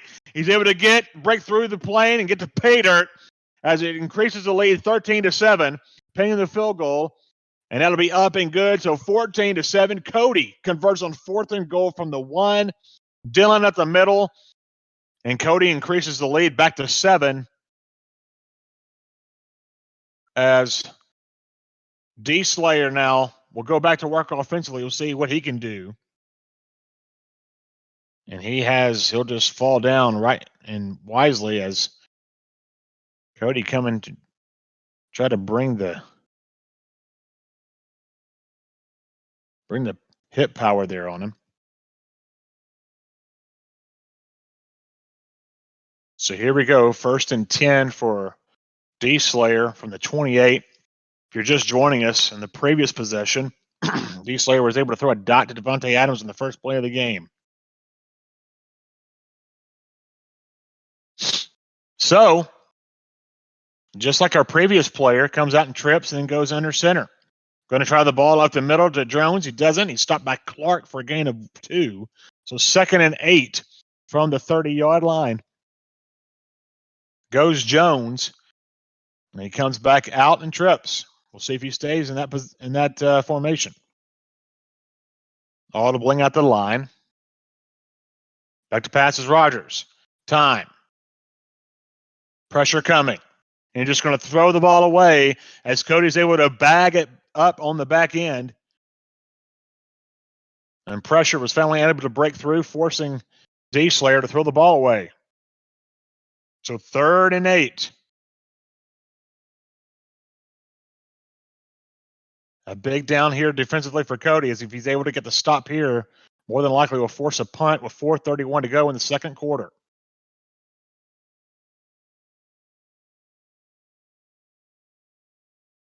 Austin motions out left. Back to passes Rogers. Pressure coming on the right side, and he's going to throw it. It's going to be a dot over to Tavon Austin, and he crosses over to the 45-yard line.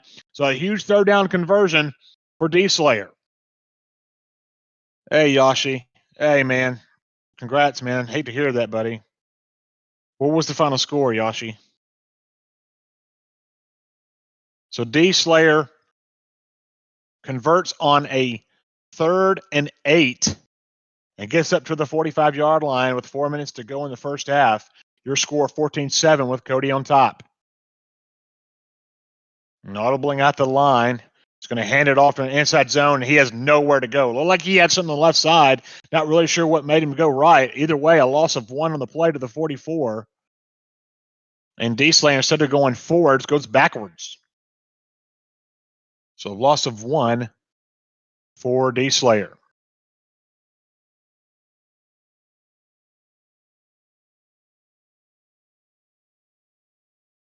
Back to passes Rogers. 2nd and 11. Throws it. It's going to be complete to Aaron Jones in traffic. But he's able to come down with and take it up to the 46 for a gain of 2. So he crosses the original line of scrimmage and brings up 3rd and 9. So another 3rd down here for D. Slayer.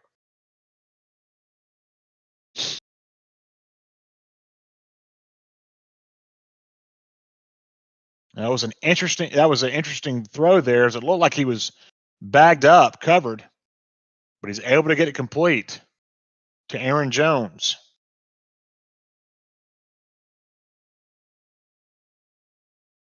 So 2:55 and counting to go in the first half. Ball at the 46-yard line. Back to passes Rogers. Time. Throws it out. It's going to be picked off. It's going to be intercepted by Hallman. Cody with the ball. Takes it over midfield to the 45-40. 35 down close to the 33-yard line, and that's exactly where he gets taken out of bounds. So Cody with a pick, able to return it to the 33-yard line. And he's back in business offensively with 2:44 to go in the first half.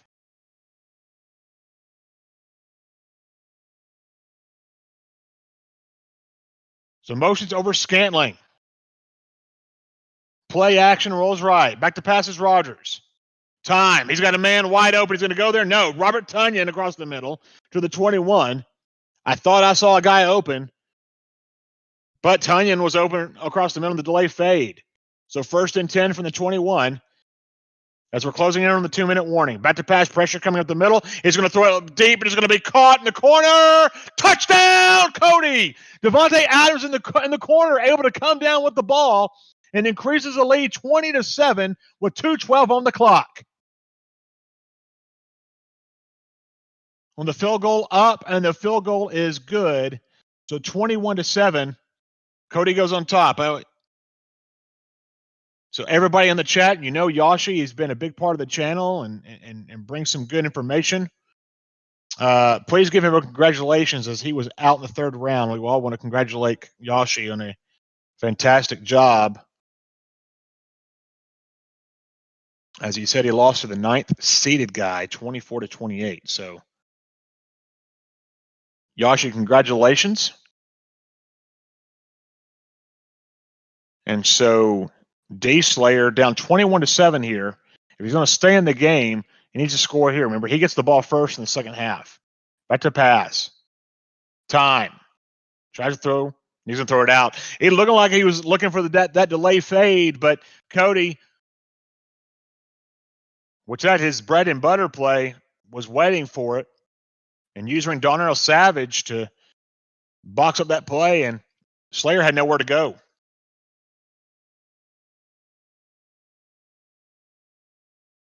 So here we go, 2nd and 10 for D Slayer. Back to passes Rogers. Time going to go to the corner, and he's got to complete to Devontae Adams with the 43. As that was the play. If someone could remove sport edits, please.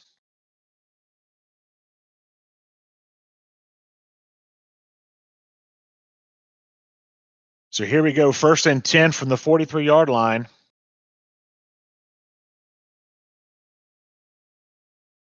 And he motions over Austin to the right side. Back to passes Rogers. Has time. And he's going to go across the middle, and it's going to be complete to Robert Tunyon. He had him a little earlier, and he might have. I thought he was going to be waiting a little bit too late to throw it to him, but he's able to throw it to him. And he gets it to the 16-yard line with a minute 13 and counting to go in the first half. So a huge conversion there for D Slayer up to the 16-yard line. Back to pass, quick out to Aaron Jones, got it complete. He's going to take it up to the 5, short of the 5 to the 6. Either way, in scoring position goes D Slayer with a minute 04 to go in the game.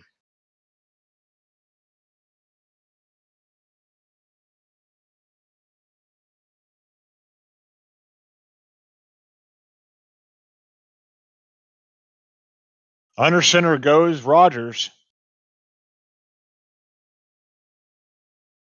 See what he does here.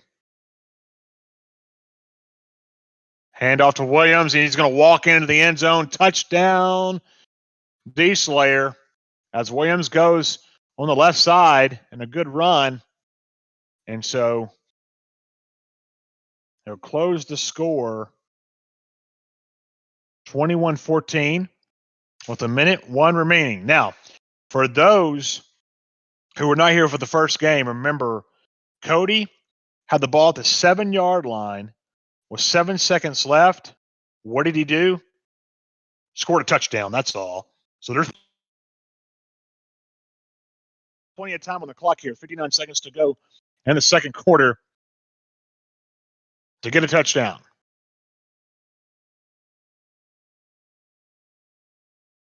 So here we go, 1st and 10 from the 24.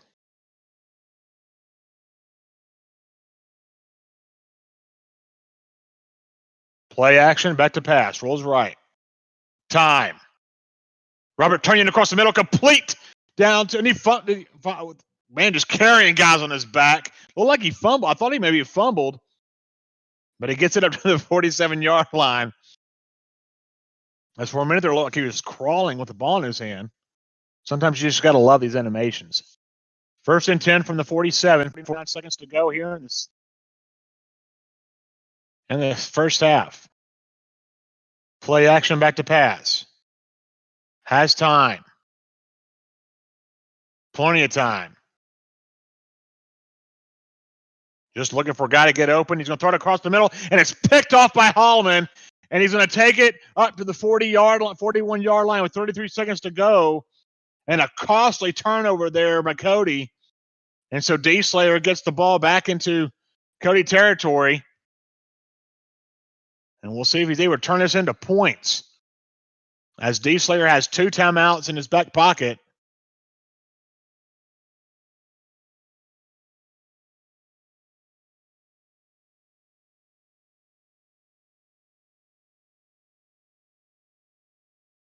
So we'll see here, 33 seconds to go. Back to passes Rogers.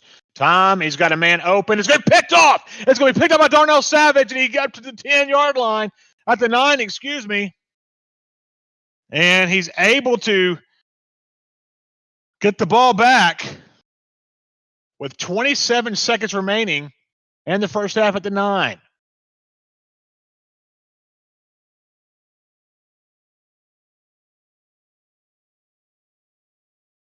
So time needs to be sat back at the 9, and if someone can remove Sports Guy. Sports Guy, we appreciate you joining, and then we're going to say bye to you. So Cody at the 5.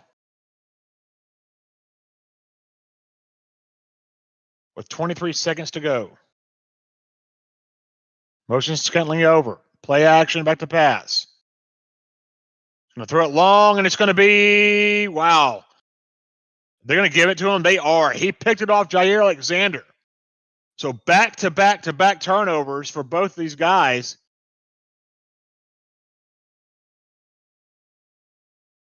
And now, at the 29, he's in field goal range.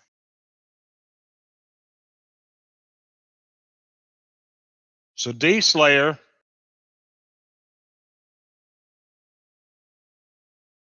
has a chance to put points on the board here before this end of the half. Back to pass. And he's just going to throw the ball away with 12 seconds to go in the first half. D-Slayer, who will get the ball at the start of the second half.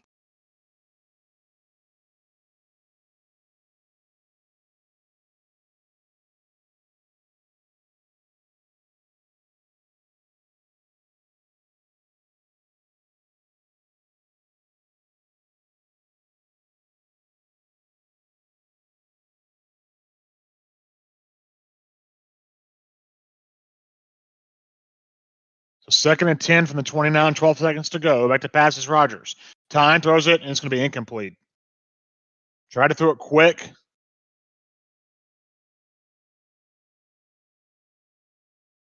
And so 9 seconds to go. 2 timeouts remaining here at the 29. Might have 2 or 3 more plays in its back pocket. We'll see. It's going to throw it over the middle, and it's going to be complete to Vado Scantling, somehow able to come down with it at the 11. And so 4 seconds to go. And we'll see what D-Slayer does here. Is he going to try another? No, he'll just kick the field goal.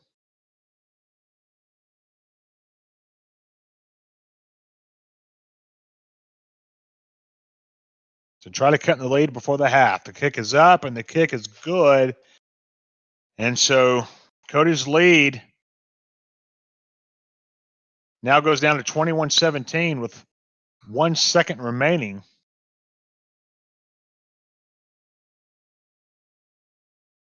And he'll just pooch this, and he'll just fair catch it. Now, folks, again, the last game, Cody's able to score right before the half with 7 seconds to go. So it'll be interesting to see if Cody's able to pull the same thing here. Would be absolutely huge. Play action, back to pass. Time. Going to throw it deep. He's got a man, and it's intercepted. It's intercepted by Amos. He'll be touched down to 30, and we'll go to the half with Cody on top, 21-17. Be back in just a moment.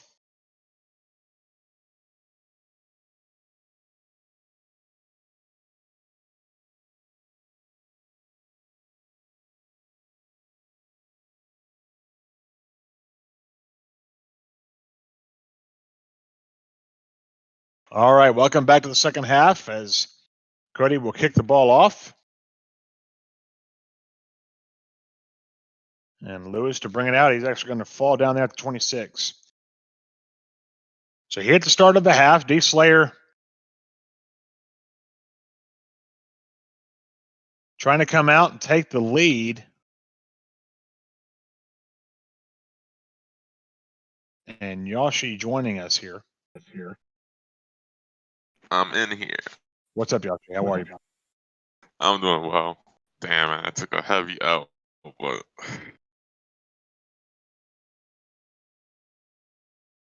We're proud of you, man, though. Hands the ball off the middle. Oh, my goodness. Aaron Jones breaks it open into the open field to the 30, 25, 20, 15, 10, 5. And D. Slayer on the first play of the possession goes for a score. And Yoshi, if D. Slayer needed anything, he needed that play, and he's able to get it for a score. that big play just came out of nowhere. I think probably Cody didn't expect that run just to break free like that, actually. Yeah, it looked like my run that I had against you last night, right? Yeah. No, totally kidding. Everybody totally kidding. Yoshi beat up on me. I quit, actually. So anyway, so 24-21, D. Slayer on top. Kicks it down to Dylan. He'll bring it up to the 32. So Yoshi, while we're waiting on the first play, tell us about that second game. You said you had to throw out a sack animation that beat you. Yeah, so I have won my first 2 games like pretty convincingly and very easily. Like I just chewed the clock, so that's how I got to my third game so quickly. Mm-hmm. And I was driving down the field. I had 40 seconds left on the clock. I was at his 20-yard line, and I went to throw a flat route to Aaron Jones, a normal flat route that I usually throw. And for whatever reason, Kenny Clark, penetrated through a double team and then hit me, and I got to throw out a sack animation, and it went straight to Darnell Savage. Of course. So, well, hate that you lost, but glad you're able to join me. But wish you could have gone further, man, for sure. Yeah, definitely. So Cody throws over the middle, and it's incomplete. Brings up a 2nd and 10. And Yoshi right here for Cody, it's just don't turn over the ball, right? Don't want to give D. Slayer any kind of momentum to go up by 10. Yeah, definitely. You want to just control the ball, but also like be a little bit aggressive as well, because you don't want to waste too much time on the clock either. Well, he's able to get a dot over the crossing route to Tavon Austin. So up to the 27, and Yoshi, huge play there for Cody. Yeah, and what Cody is doing is he's motioning over his slant, and he's making it very, very hard for this guy's user to just keep up with both options. Back to passes Rogers, rolls left. Time. Just a clean pocket. Here comes some pressure, and Cody, it's not going to be able to throw it away, and he gets sacked back at the 38, so loss of 11. And so 2nd and 21, and Yoshi, that's not what you needed. And so he gets back to the line quickly, motions Adams over to the right, back to passes Rogers. Going to throw it over the middle to Adams, and he gets a lot of the loss back and then some up to the 23. What a good pass right there by Cody, just getting it in there right through the pocket to make it 3rd and manageable. 3rd and 6 at the 23-yard line, 3:25 and counting to go in the third. 2:23 to go in the third quarter. Back to passes Rogers. Throwing a laser across them to Austin. He's got to complete down to the 1, Yoshi, and now Cody's in scoring position. Great pass and great smart route on that little post route going towards that right side of the field. It's at a really awkward angle, so he gets pretty open pretty quickly off of the cut. I want to see what Cody does right here to just drive in the score. And he goes under center. This is where you normally see him run fullback dive or stretch. We'll see what he does here. And he's going to go fullback dive, and it's going to be stopped. In fact, stopped at the 2, so a loss of a yard. So it brings up 2nd and goal. Time winding down here in the third quarter. Cody behind 24-21, trying to take the lead back. It's going to go to Aaron Jones up the middle, back to the 1. No, they're going to stay down at the 2. Wow. So Yashi, he's not able to get back to the line of scrimmage, and he's going to go stretch here. Aaron Jones, touchdown, Cody, and Yashi. We knew eventually he was going to find pay dirt. Yeah, and that's kind of a little bit off by Cody just to no huddle in that situation. Just take your time. You don't have to rush the power O. If anything, you're giving the defense an advantage, no huddling, because you're getting you guys tired. It makes it easier for the defense to penetrate. But I'm glad he went off on a halfback stretch, just because defense got pinching their line in. So his offensive line had the outside leverage to break that into the touchdown. So D. Slayer takes the ball out to the 25, and if you're just joining us on the first possession for D. Slayer, he ran the ball and was able to take it all the way to the house for a touchdown.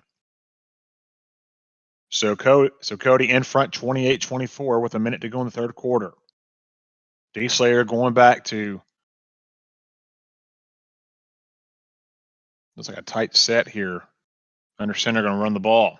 Takes it to Aaron Jones up to the outside. He doesn't able to get very much. If anything, yeah, he's able to get 4 yards. So Yashi looks like D. Slayer might try to run the football here and try to take some time off the clock. Yeah, and what's that telling me is that him coming out of goal line means that he's not really confident in his defense and holding Cody, actually. So he's going to try everything possible to just wind down this clock, going all the way into the 2-minute warning of the fourth quarter.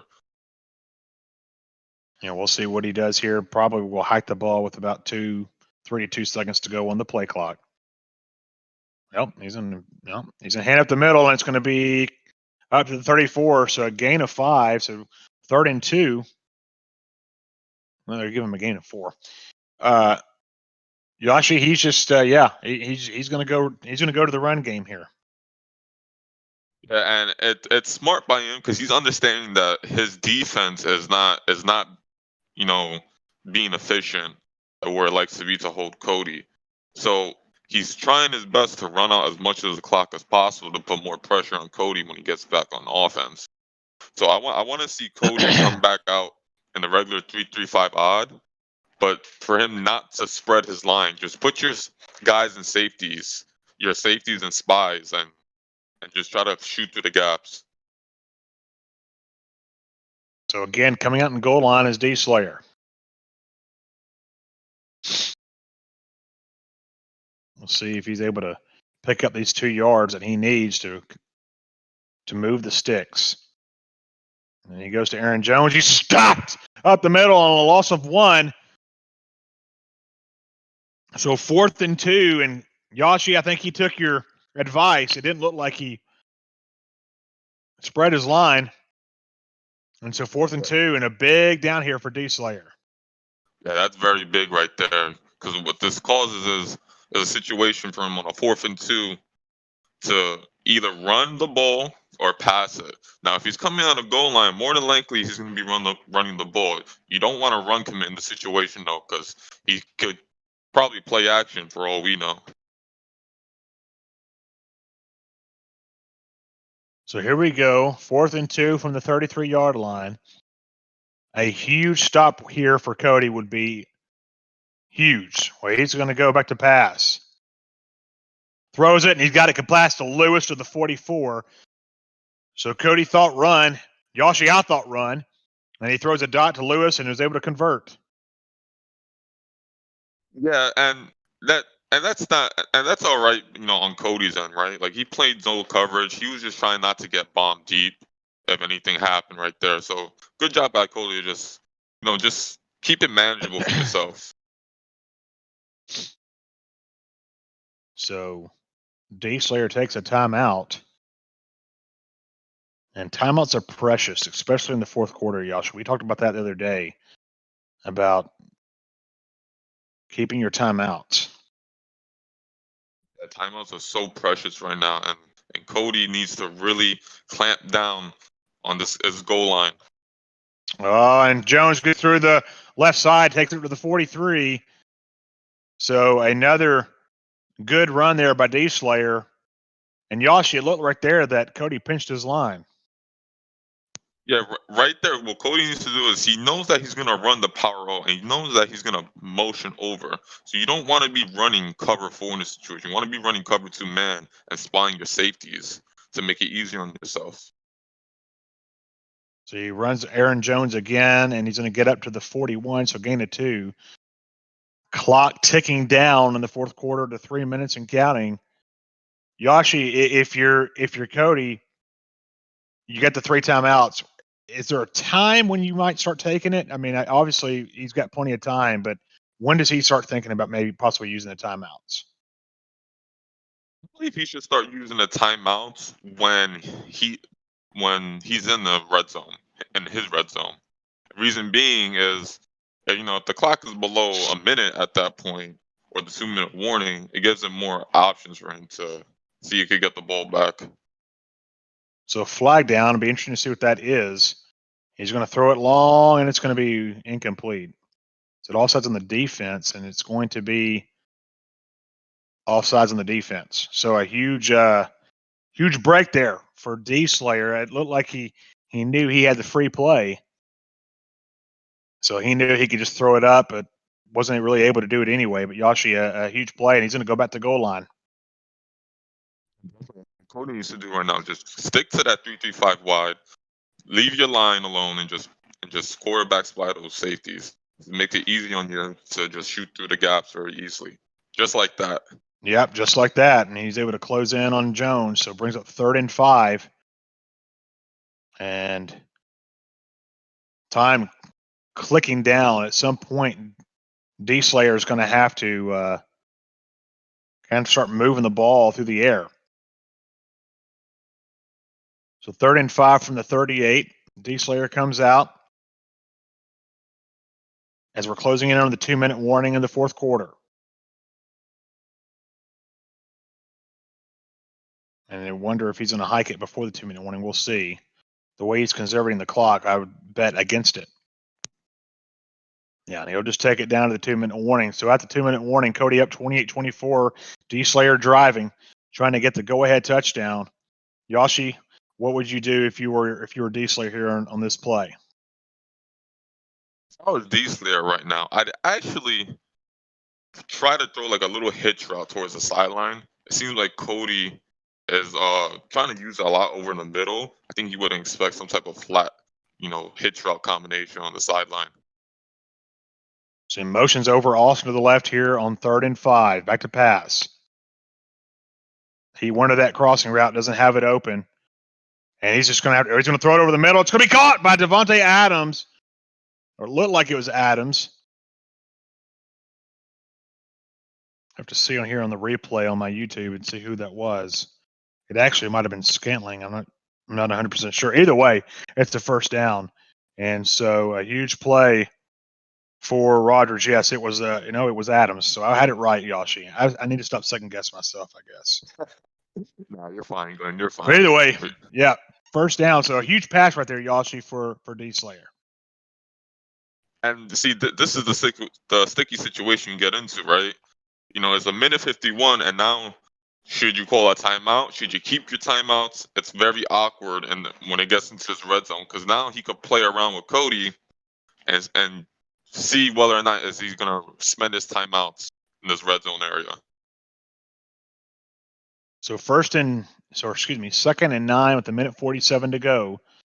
A touchdown here could be detrimental because Cody's having to use his timeouts. So Cody's defense needs a huge play here on this drive. 2nd and 9 from the 15. Everything on the line in this game. When you lose, you're out. It's that simple. Austin motions over right, back to passes Rodgers. Time. Throws in the corner. It's going to be incomplete as he's not able to come down with it. And Yoshi, there was a lot of white jerseys around Devontae Adams right there. That's a very crucial 3rd and 9. If Cody's going to have to clamp down right on this guy's offense if he's going to take this W. Austin motions over right here, 3rd and 9. It's 4 down territory for D Slayer, no doubt. Back to pass.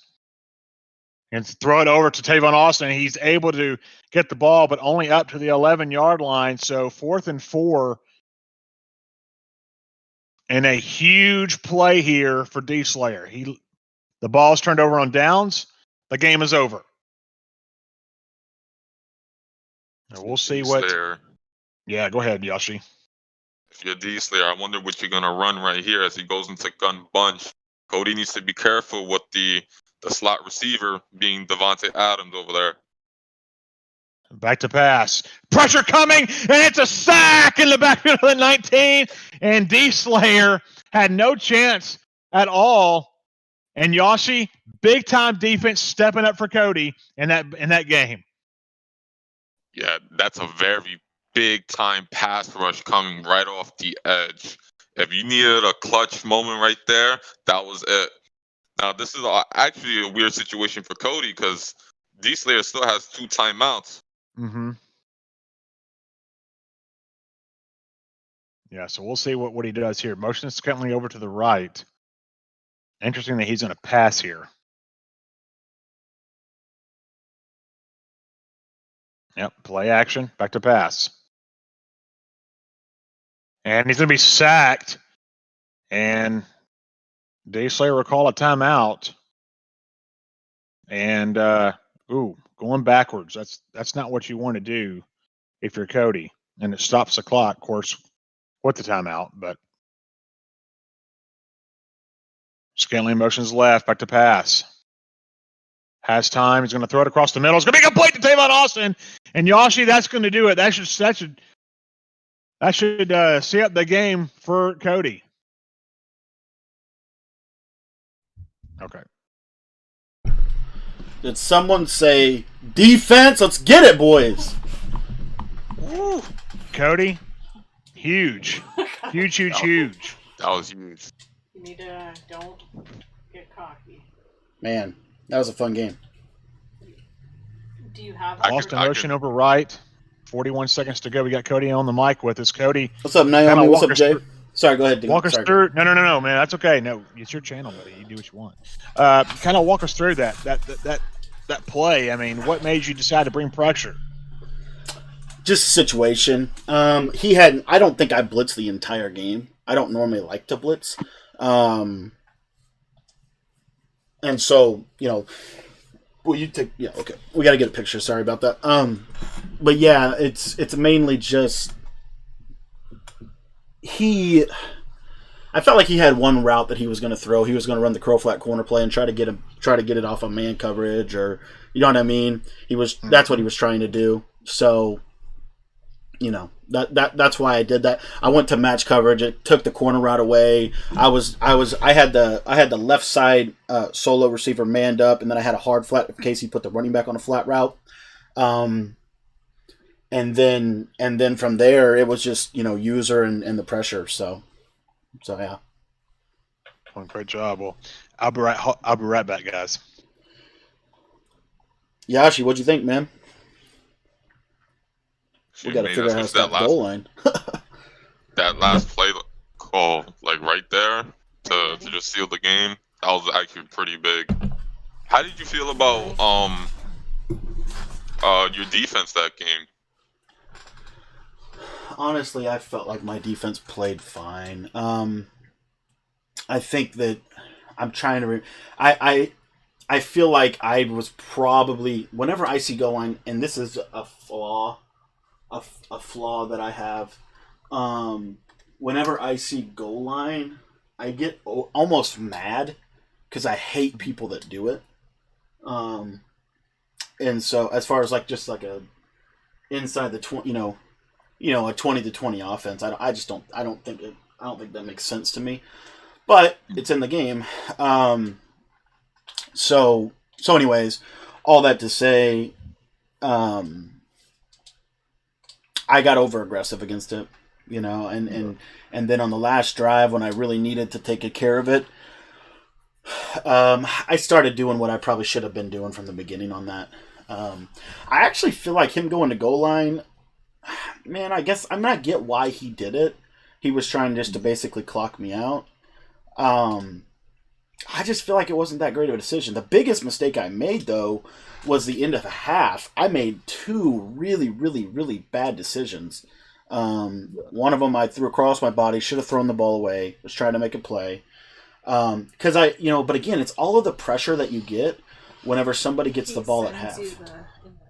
Whenever somebody gives you the ball whenever you have to play defense coming out of halftime, it puts a lot of pressure on your offense because you really don't want to get the double up, So anyway, I put a little bit too much pressure on myself on the offensive possession, and and almost. I gave him 3 points, so I gave him 3 points twice, which is crazy. So I should not have done that. But anyways, we're about to jump into this next game. I got to go use the restroom real quick before the game starts. All right, Yashi. So we got who is this? Envy somebody. Envy Mauer 7. Envy Mauer 7. I believe he's actually in the top 50 seeding, if I'm not mistaken. Okay. So that's right. You could probably see his ranking, can't you? Since you were. Yeah. Envy. Yeah. Okay.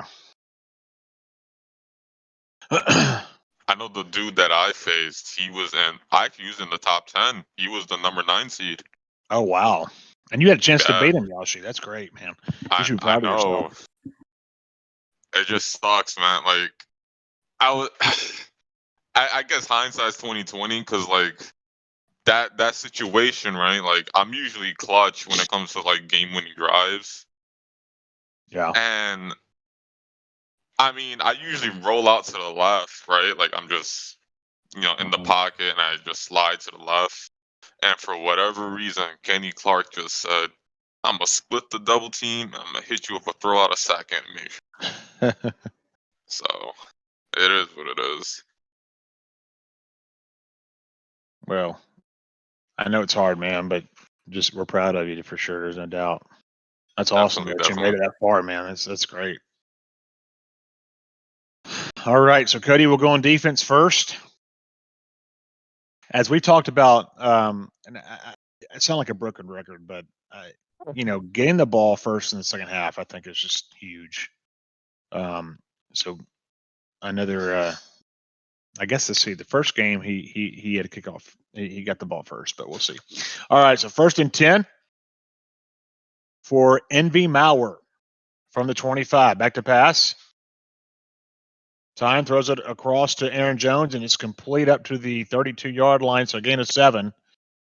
And so 2nd and 3, and he goes no huddle, and off the bat throws a strike.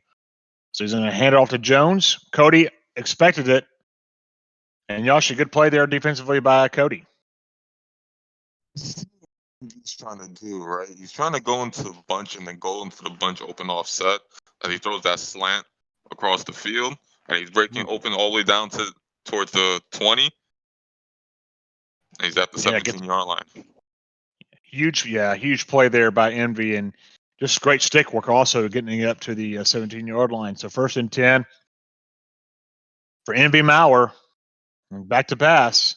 Over the middle, complete, and it's going to be a touch. No, he's going to be short of the line. Must have been touched as soon as he caught it. So Yashi, a huge dot over the middle to Devontae Adams, and Envy Mauer's knocking on the door to score. What Envy Mauer's doing is very, very annoying, actually. He's actually just quick hiking, right? He's just calling the play quick hiking. Quick hiking. He's not giving Cody any time to adjust to the situation. So he's going to go to Lewis up the middle. He's going to be stopped at the 1. And so 2nd and goal as he, again, might go to the same play he does, and it's going to be up the middle for a touchdown, and Envy Mauer scores on the first possession and goes up 6-0. And Yashi, just like that, we've got a score on our hands. Yeah, I think Cody played actually pretty decent on defense in that drive. It just seems like Envy's offense is moving at a quicker pace, right? He's motioning, he's audibling into different formations. What I want to see Cody do is actually just stick with the same defense, because eventually Envy is gonna make some costly decisions if he keeps going at that pace. Yeah, Dylan receives it at the 10, 15, 20, takes up to the 25 and to the 27-yard line. So Cody will take over the 27. And Cody needing an answer here to Envy Mauer's touchdown drive at the start of the game. Yoshi, while he's picking his audibles, how much of it really on the first drive is just getting to know your opponent and their tendencies? Oh, it's very important just because tendencies is what dictates the entire game from first quarter to fourth quarter. So if you don't pick up on your opponent's tendencies, how are you going to, get that key turnover when you need in the third quarter or in the fourth quarter? So it's definitely, very important to key on the tendencies. Yeah, great point there by Yoshi. Back to Pastors Rogers. Time. Here comes pressure, and it's going to be tackled out of bounds at the 25, so also 2. As Cody trying to roll out and try to find someone open and couldn't. And Envy Mauer able to get the sack at the 25-yard line. So brings up a 2nd and 11 for Cody. So audibling out the line. Motion Scantling out, or actually motions him over to the right side. Back to pass. Time. He's going to run. He's going to use his legs, slides down at the 29. I thought he might have had a few more yards. It looked like Envy Mauer's user went down. I couldn't tell, Yoshi. Did the user trip him up, or did Cody slide down? I think it was more of Envy just messing up on his user. It looked like he just slipped trying to catch Cody running. Okay. Yeah, that's what it looked like to me, too. So back to pass here. He's going to throw it over the middle. He's got him in open. It's going to be caught by Robert Tunyon to the 10-5. Touchdown, Cody. Yoshi, a huge throw, and it looked like Envy Mauer might have the interception, but he's able to dot it over his head to Robert Tunyon for a touchdown. And that's a crazy dot by Cody right there. Most of the defensive backs and even safeties for the Green Bay Packers are pretty fast. So for an 84 to 85 speed tight end to get over the top like that, that's actually a really great dot by Cody. How much of that is maybe shedding over top? Is it possible that that Envy didn't shade over top, which caused him to get behind the secondary?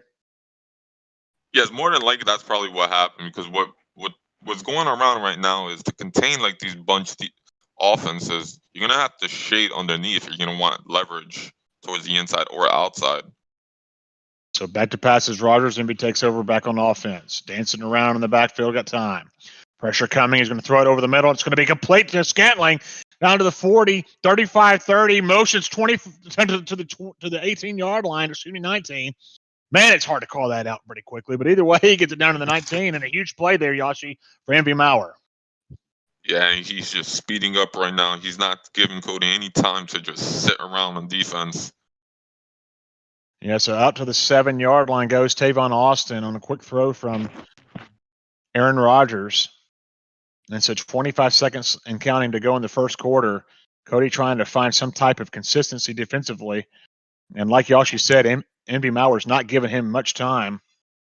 So audible. So here he comes out under center. He's going to run stretch to Aaron Jones. Tries to get out. Doesn't. Gets wrapped up in a tackle for a loss of 6 on the play. Yoshi, good job right there by Cody. Yes, definitely. And running 2-man under, especially in the red zone, is very stingy. So great job for Cody to just knows that he's going to a run play out of I-form close and just get that in the backfield. I want to see what Envy Mauer does on second and third and goal in the situation. So second and goal from the 13. He's in gun bunch. Back to pass.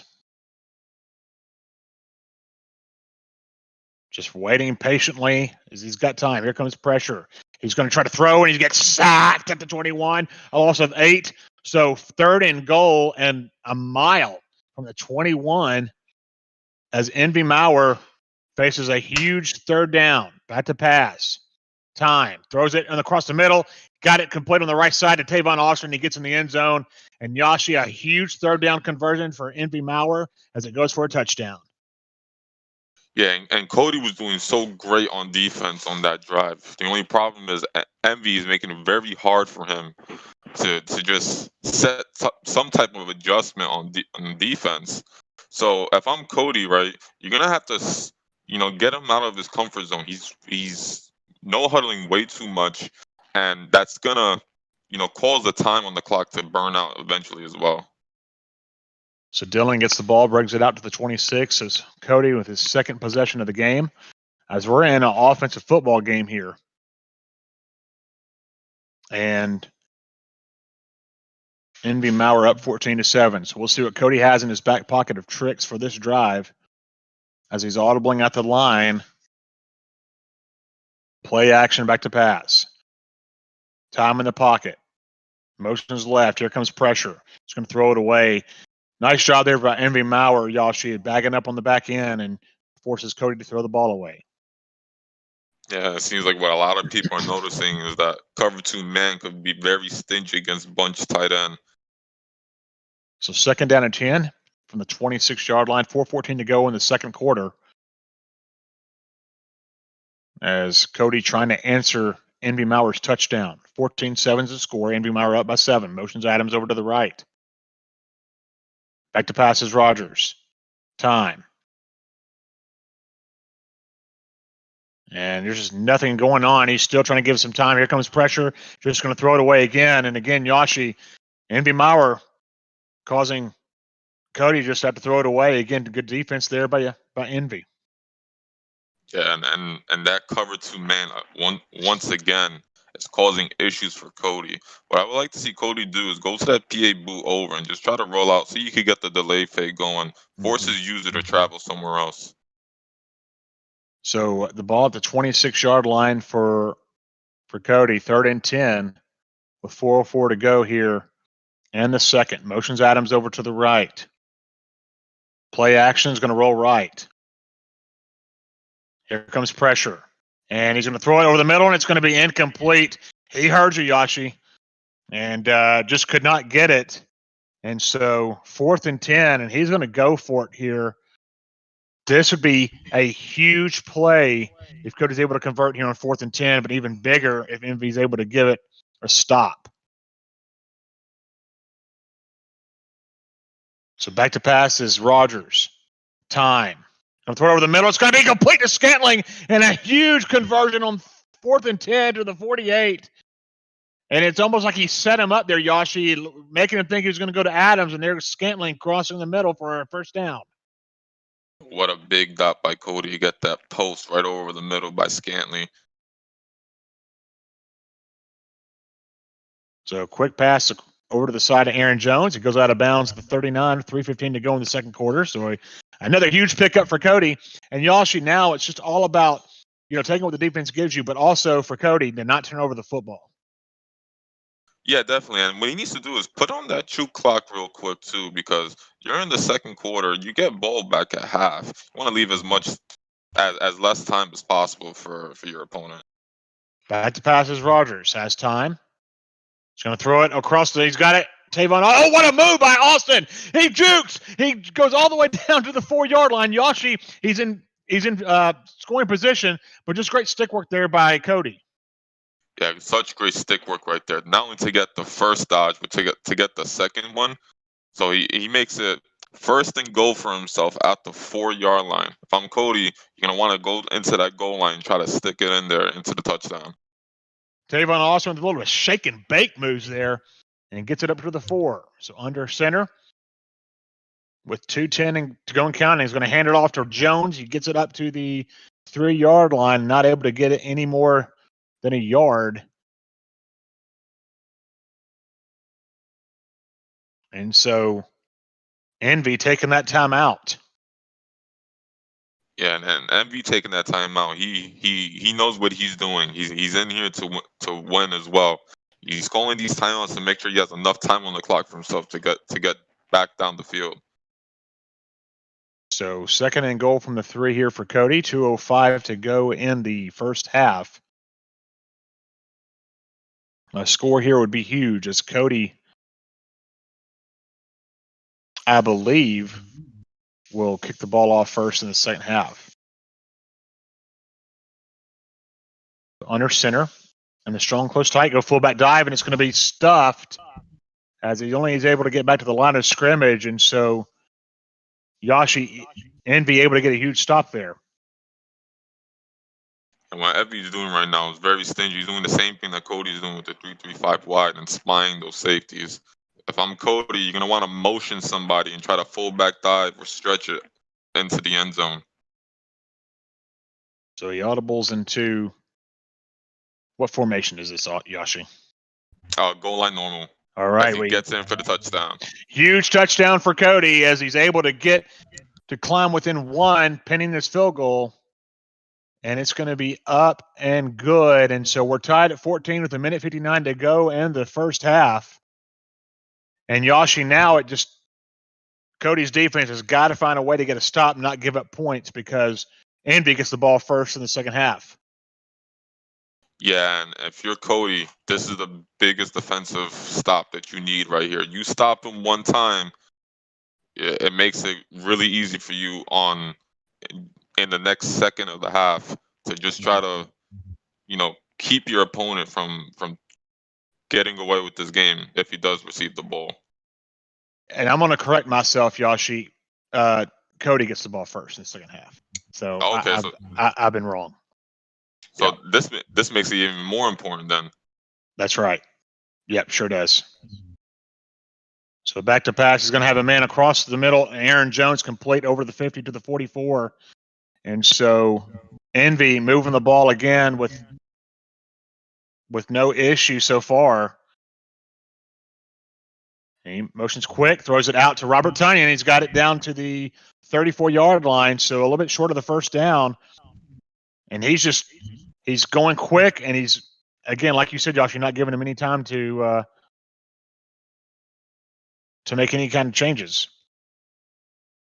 Yeah, definitely. And Envy, he really is trying to take as much time as off the clock and just get a score for 7. Well, and just like that, a dot over the middle to Devontae Adams to the 6-yard line, and he's not taking any timeouts. He's going quick here, and there he goes. The timeout. Interesting there, Yashi, to take the clock all the way down to 10. Very well could have hurt himself there. I don't think he was in position to hurt himself, right? Like you have, I believe, 2 timeouts, and you're right now at the 10. Oh, okay. Yeah. Well, actually, no, he has 1 timeout. Excuse me. Well, he's back to pass. He's going to throw it. It's going to be complete to Aaron Jones up to the 2, and he takes another timeout.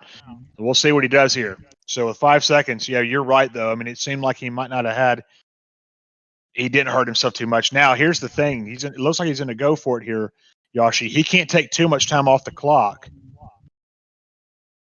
Yeah, if he does – I really think he's going to try to go for something quick, right? Like something in the quick flat.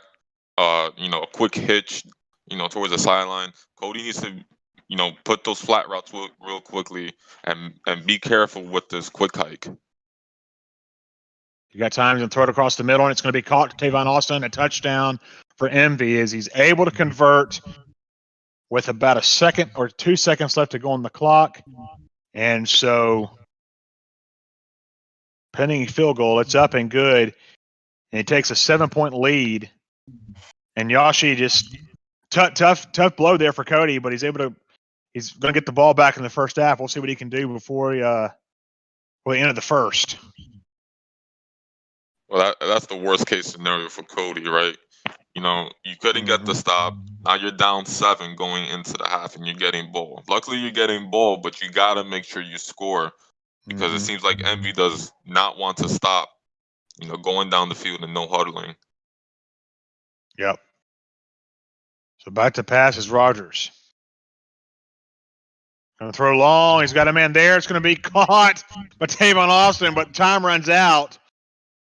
And so we'll start the second half with Cody getting ball.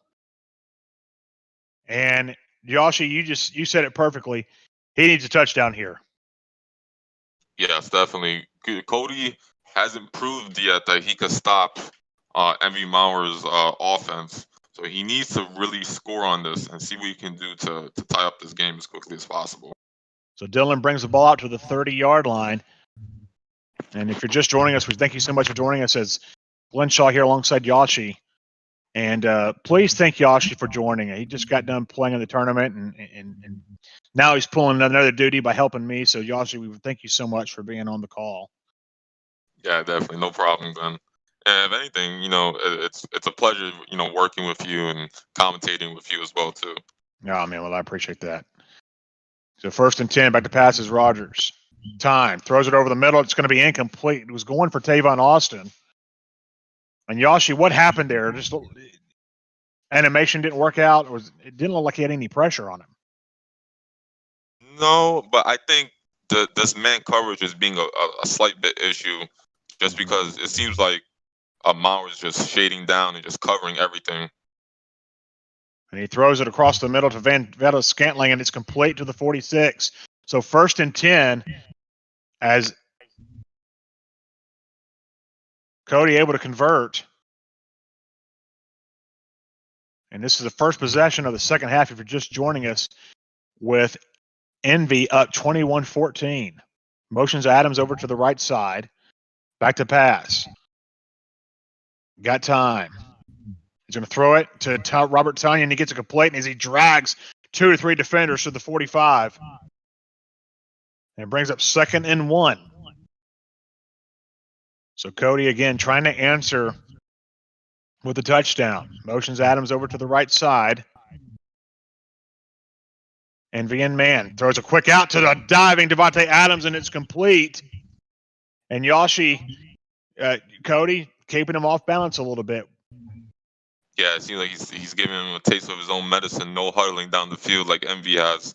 I want to see Cody drive this in for the touchdown. Back to passes Rogers. Time, throws it over to Scanlon. He's got it complete, and a nice hit there. But the ball is taken down to the 9-yard line, so he's in scoring position inside the 10. 1st and goal from the 9. Moving the ball methodically is Cody. Motioning Adams over to the right side. Looks like that's where he wanted to go. He does. Touchdown, Adams. And Yashi, Cody's able to answer. Yeah, and that route combination from Cody is so hard to defend. You got the slant coming over the middle off the motion, and you got the post route by Valdez Scantling. It's very hard to guard both routes, and on top of that, he does have the slant out corner by the tight end as well, just in case. So MV has improved that he could stop Cody on defense as well. So it's going to be an offensive game, and let's see who comes out on top at the end. Yeah, I couldn't have said that better myself. It really has been an offensive game. Been very fun watching these offenses go to work. So the kick comes down to Lewis at the 20. He'll fall down at the 24, and so that's where Envy will take over. And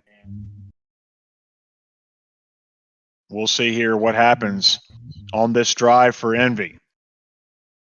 So we're all tied up at 21 with 2:44 to go in the third quarter. And he's going to hand the ball off to Aaron Jones. He's got some running room. Wow, what's some stick work there by Envy. It looked like he was bottled up, Yashi, and he ends up taking it out to the 37-yard line for a gain of 13. Yeah, and Cody needs to be careful when he audibles into that bunch open offset. It clears out a lot of receivers to the sideline, makes it easier for him to run the ball down the middle. So back to pass with some pressure as Cody's able to apply some pressure and forces an incomplete pass. So 2nd and 10 here with 2:16 to go in the third quarter. Envy with the ball, trying to answer Cody's touchdown. Back to pass is Rogers. Has time. Throws to Aaron Jones up to the 50 to the 49-yard line across enemy territory. He is now in Cody's territory. Yashi, kind of walk us through that. It's just hard to cover Aaron Jones as he has that backfield mismatch. Yeah, it's so hard because you can't play man on man because he's just gonna moss whoever's on him, and then you can't play zone because he's coming out in such a flat angle, beyond the line of scrimmage as well. So you're gonna have to dedicate your user to him and try to work your way up with your user and try to bait that throw to Aaron Jones. So a loss of 4 in the last play. Now Rogers back to pass, throws a dot over to Tavon Austin, and gets to the 29-yard line. So the last play, running with Aaron Jones, Cody able to bottle it up for loss of 4. The next play, a huge gain for Envy Mauer. So up to the 29 with a minute and counting to go in the third quarter. Motions Austin over to the left side. Rogers back to pass. Has some time. Let's see if he's just going to throw it away. He does. And Cody had everything bagged up on the back end. Yashi, great defense there by Cody. And see, whatever Cody just did right there, you want to replicate that again. Keep doing that until you see that Envy beats it. So 2nd and 10 of the 29, back to pass is Rogers. Again, throws it out to Scantling. He's got it complete to the 15-yard line. So first down for Envy. And he's just taking advantage of that one-on-one matchup on the outside, isn't he, Yoshi? Yeah, and what's so hard about that matchup is, as a defensive player, you want your fastest guys out there. What tends to be the problem is those faster guys that you want DB have low awareness and route running, man coverage, and zone coverage ratings. Rogers back to pass, roaming, trying to find, and he's just dancing around. And finally, Cody able to bring him down for a sack as Darius Smith. And he tried to hurry up, but there's not enough time left. So we're in the fourth quarter, all tied up at 21. And Yoshi, here we are. We're in the final quarter of the game, and everything matters. And both players have got to be mistake-free. Yeah, definitely. And what Cody needs to stop him right here. You stop him right here and force a field goal, it increases your chances of winning this game. Back to passes Rogers. He had Aaron Jones wide open and just overthrew him and brings up 3rd and 13. Yoshi, a huge break there for Cody, but also good defense, I guess, as well for forcing the incompletion. That's great defense. And you know what? You need some of those lucky things to go your way if you're going to want to win a gridiron shootout like this. 21-21 is the score. 3rd and 13 for Envy. Motions Adams out to the right side, to the far right of the hash. Back to passes Rogers. Quick throw over the middle. He's wide open as Robert Tunyon, and a touchdown is scored by Envy, and he increases the lead by 6, pinning the field goal to go up by 7. Yoshi, big play there by Envy. Yeah, and Envy, he's really, working the field in every part of fashion that he can, right? He's working the hashes, he's working the outside, he's working, the short flats, even beyond the line of scrimmage as well. He's using every part of the field to his advantage. It's making Cody's user have to respect every little thing on the field. And the kick will come down to Dylan, and he'll take it to the 25, out to the 27-yard line. Just a quick note that I just saw on the TV, Yoshi, just throw this out. North Dakota State had a 39-game winning streak. And, of course, if a lot of you guys know Division II is starting to play their game, it ended today. What a win streak. 39 games. That's incredible. 39-game win streak. That's actually pretty cool to even hear. To even do that on a professional level is really crazy. Yeah, it's absolutely just phenomenal. So Cody goes to work here offensively, able to get out to Aaron Jones for a gain of 9, brings up 2nd and 1. 4.5 to go here in the game. Cody trying to answer with a touchdown. Motions Adams over to the right. Back to passes Rogers. This has been an offensive game so far, and it's a sack in the backfield to the 25, and a huge sack, and it brings up 3rd and 12. Yoshi, not what you wanted if you're Cody. Yeah, definitely not what you wanted, but it seems like Cody's going to try to go back to his money place to catch Envy off guard. And he's back to pass. He's got Adams. Looks like it's bagged. He's got wide open some field. He takes the ball, and he fumbles the ball, and it's going to be recovered by Envy, and a heartbreaking ending to that play as he coughs up the ball. Yoshi looked like he was trying to go down, but he couldn't get the animation fast enough, and he fumbles the ball. Yeah, in that situation, I believe, if, usually when stuff is covered in man coverage, you want to turn your ball carrier to conservative, because even the ball carrier, applies to the quarterback as well when he scrambles. I mean, even though it's a less of a chance of fumbling, and it could have resulted in that situation of not happening as well. So 2nd and 12, a loss of 2 on Envy's first run of this possession. We'll see if he's just going to try to run some clock down, but 3:10 to go and counting in the fourth quarter. Cody down by 7. Back to pass is Envy. Time. Throws the ball away. So instead of running and taking clock down, Envy's going to throw the ball. But you know what? Why not, Yoshi? He's had a lot of success throwing the football today. Yeah, and it seems like he just heard you out right now. It seems like he wants to run the ball and chew this clock. Well, he tries to run with Aaron Jones, and there's nothing happening on that play. So a loss of 1. And so now Envy will bring up the field goal. And if he misses this, what a huge break it is for Cody. The field goal is up, and it's going to be good. And Envy connects on the field goal, increases the lead from 28-21 to 31-21. And Yoshi, Cody needs to score pretty quick here, right? Yeah, and if I were Cody right now, actually, you want to actually get to hit the opposite side of the field as quickly as possible. But you don't actually want to score a touchdown. You actually want to kick the field goal. You want to preserve that 2-minute warning. So you give yourself about 38 seconds to get down the field and see what you can do offensively to get the field goal as soon as possible. Fantastic. That's a great point, Yoshi, and that's spoken like a true Madden player. I didn't even think about that. But he goes, I'm going to go long, and it's incomplete. And Devontae Adams had a step or two on his man, and it was overthrown. And Cody, I'm sure, is sick to his stomach because he was open, and Aaron Rodgers just overthrew him. It seemed like right there the Red Sea parted, and it's crazy how Aaron Rodgers overthrew that with no pressure in his face whatsoever. Rodgers back to pass, got plenty of time in the pocket. He's going to go to the same play, and again, overthrown. Yoshi, is there any explanation as to why Aaron Rodgers isn't connecting on this play? I mean, there's no pressure. It's mind-boggling. Actually, that's actually one of the drawbacks of Aaron Rodgers' gunslinger, right? Yeah. When you have Aaron Rodgers' gunslinger combined with the pass lead elite, sometimes the ball doesn't go where it's intended, and it gets there too quickly before the receiver actually cuts on his route. Well, back to pass here on 3rd and 10. He needs a play. It's going to throw it long. It's going to be caught by Devontae Adams at the 34. Well, so here's the thing, Yoshi. You just call and connect when he's got a man on him. I think that's the play. Yeah, and Cody got real lucky with that ad catch, but you know what? That's Devontae Adams, 99 overall, and he's going to catch that any time of the day. One of the best, if not the best, receiver in the game. Motions Adams over to the right side, play action Rodgers. Time in the pocket. Here comes some pressure, and he's just going to throw the ball away as nothing could open up. And so with a minute 56 to go, a huge 3rd down here. But like you said, Yoshi, if he doesn't convert, just take the field goal. Yeah, you definitely want to take that field goal because you want to preserve as much time as possible, your 3 timeouts.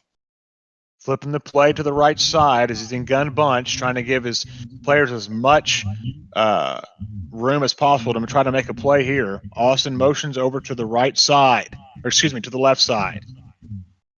Back to passes Rodgers. Time. Here comes, I didn't know if he was going to try to pressure, or here comes pressure. He's just going to throw the ball away. So 4th and 10. And so Cody try to kick a 51-yard field goal to try to tie this game up. A miss here would most likely ice the game. Field goal is up, and the field goal is good. And Yoshi, he's able to squeak it in as it looked like it barely went in. And Cody's been worried about the field goal all week long, and he's able to convert there and go up by, and well, I guess chip on the lead, Yoshi, but a great job there by Cody. Yeah, what a clutch kick right there, but very, very, it almost made my eyes close with how close to the goalpost it was. That's right. I was watching it on the screen, Yoshi, and I thought, okay, that's not going in. In my head, I was thinking, that's not in. And he's able to squeak it in. So, huge job there by Cody, and Envy going to work. We'll see what kind of offense he decides to run here. He's going to pass. Back to throw. Time. And he's just going to run it this time, and he's going to slide down quickly to the 36. So Cody using his first time out of the second half. And I apologize about that. There's some big lightning bolt outside my window. So Yoshi, if he converts here, it's going to be difficult. Yeah, definitely. And it's 2nd and 1, meaning it's very easy to convert on the situation right here. And Lewis just bulldozes up the middle, and he's able to convert. And Cody will take his 2nd timeout. And Yoshi just doesn't look good here. Yeah, it definitely doesn't look good. I think if Cody calls his last timeout right here, he may have enough time for like 4 or 5 seconds left on the clock, but he needs to stop him as quickly as possible. And he takes it to the right side. A little stick work there by Envy. And he takes it up to the 49-yard line. And, man, that fumble ended up being a huge backbreaker in this game. Hands off to Jones, and he's going to take it up to the 44, and that'll be a first down. And this is a heartbreaking loss, but a great job. Okay. Great job by Cody to get this far. Cody joins us. Cody, what do you feel like? What do you feel like just didn't work in this game? What worked for you in this game? It was a good game. It was a tough loss. I don't feel like. I mean, it's the fumble killed me, obviously, but I don't know. I feel like he did a good job with that man coverage. He had an adjustment that I wasn't prepared for. He actually went with like a matchup by speed or matchup by something. You know what I mean? Right.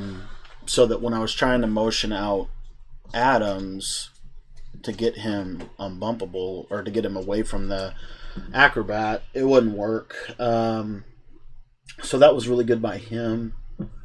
But I feel like we still moved the ball pretty well. It just primarily, I mean, his offense was just insane. I should have went to match coverage way earlier than I did. I felt like I had, at the end of the half, his score before half was huge, and I feel like before the end of the half, there's probably like 2 or 3 plays where I had him pretty much handled, but I just couldn't get the pick. And so this was just one of those games, man. This is the kind of guy that you probably hate to play, because it's just hard to adjust. And so I didn't do a great job defensively that game. The defense killed me. I mean, I got to get in the lab a little bit more and just work a little bit more on that, for that quick snap stuff. But I feel like if I was looking back at the game, I don't know if I can even look at the highlights here, but there was a play early on. Also, the first 2 drives, I missed a lot of tackles, which gave him, easy, just more yards than he should have been getting. So yeah, that's probably the biggest thing. As I'm looking back, I probably should have played when he motioned over the slant out of bunch. I should have played the slant more. I shouldn't have worried so much about that double post from Carolina. But yeah. I mean, just mainly the fumble and the score before half. Those were the 2 things that really got me. So yeah. Yoshi? Cody, like, how did you feel about his defense actually? Like, compared to your offense, because your offense was moving down the field as well. I actually felt like his defense was really good. I mean, he was running he ran 2-man under every single play. But the score I got, the first drive I had, where I hit him over the top with the tight end, that's just a little bit of stick skill, honestly, just with the rack catch, and sometimes you can get that over the top. Sometimes they'll swat it out of there, but I don't know. I mean, his defense was, if I'm looking back at his defense here, let me see if I can find a clip of it, but it was pretty much from what I felt like. I think his defense did a good job of kind of just holding, you know what I mean? Just kind of making it hard to score in one play. You know what I mean? It was like I had to drive. But his defense was, I mean, it was basically, I mean, it was literally 2-man under, either user the safety, I think is who he was using, user of the tight inside safety. I feel like looking back, I mean, I think I scored on every drive. So, I mean, he played. I don't think his defense was that great, but it did make it like harder to score. You know what I mean? But at the end of the day, like it comes down to defensively. I didn't play good enough. The sack fumble he got, I was trying to slide, so it is what it is. You know, I was just trying to go down. I knew I needed a couple more yards, so I was trying to get a couple more yards. But anyway, yeah.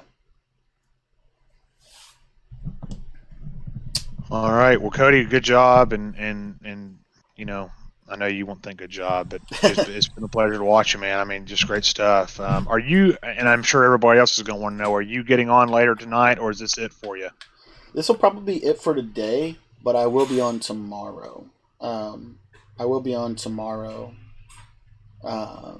night at 10 o'clock, and then our tip videos will all be out as well. Okay. So we'll get back to kind of a normal schedule. Play subscribers tomorrow, and just kind of chill out a little bit, hang out. Okay. Yeah, I feel like overall we played. Sorry, go ahead, Yoshi.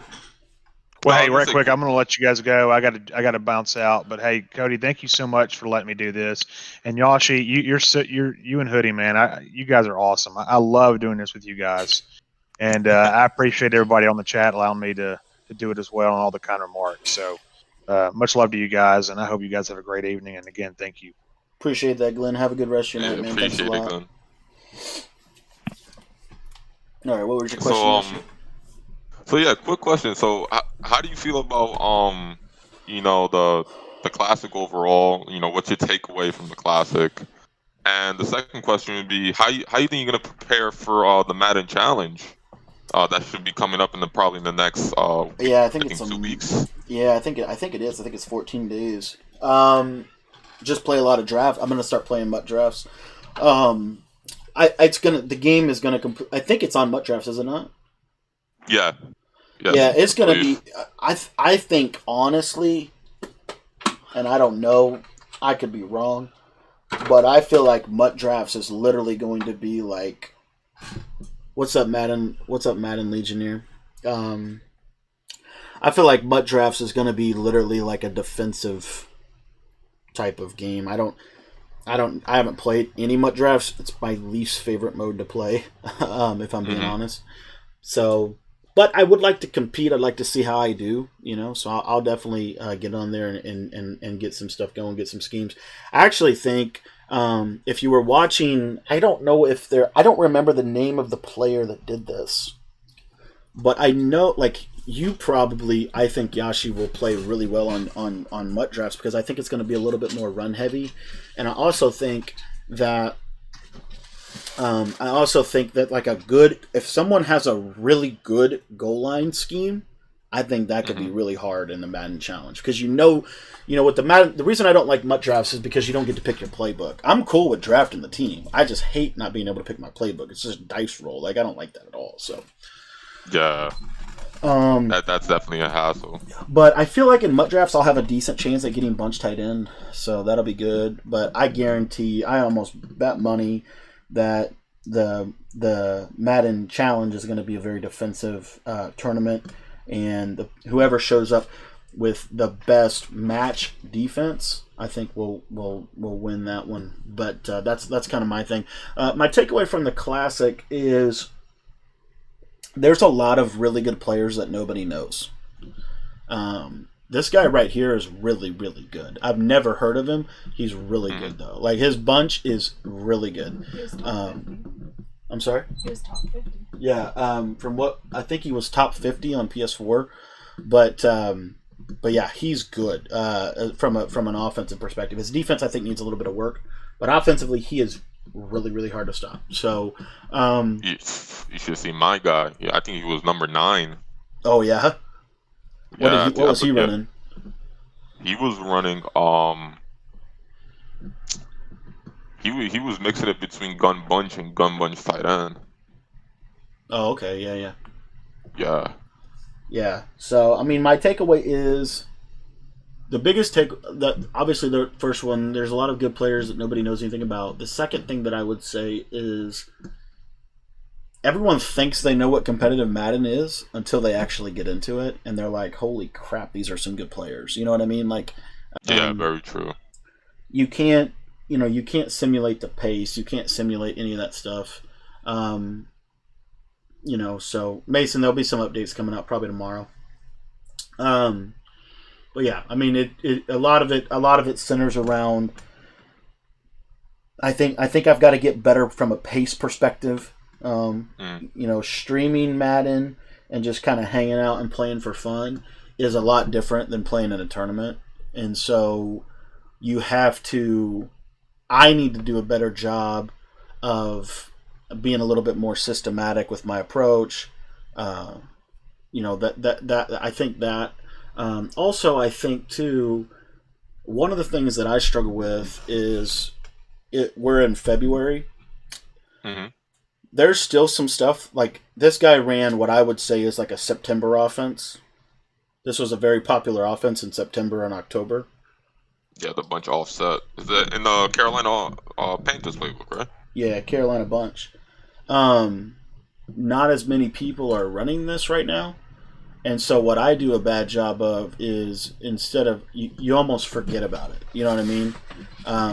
And so you focus so much on what's popular now, you forget what was good, what was really, really effective. And sometimes that's for a good reason, but a lot of times people forget, just the little things. I think I could have done the little things better. I think, first guy I played, throwing the interception, I threw 2 interceptions in the last 2 minutes of the first half. Just trying to force stuff, I got to clean that kind of stuff up. Like this one, fumbling, and what it comes back to tell you is the little things are just as important. The throw out a sack, for example, for you, or just stuff like that. You know what I mean? It's the little things sometimes. Yeah. And I think the best players master the little things. Like if I think of somebody like Noah. Noah doesn't do anything that flashy. He just does the little things super, super good. So anyway, that's kind of my takeaway. What about you? I think my biggest takeaway is becoming more consistent on offense.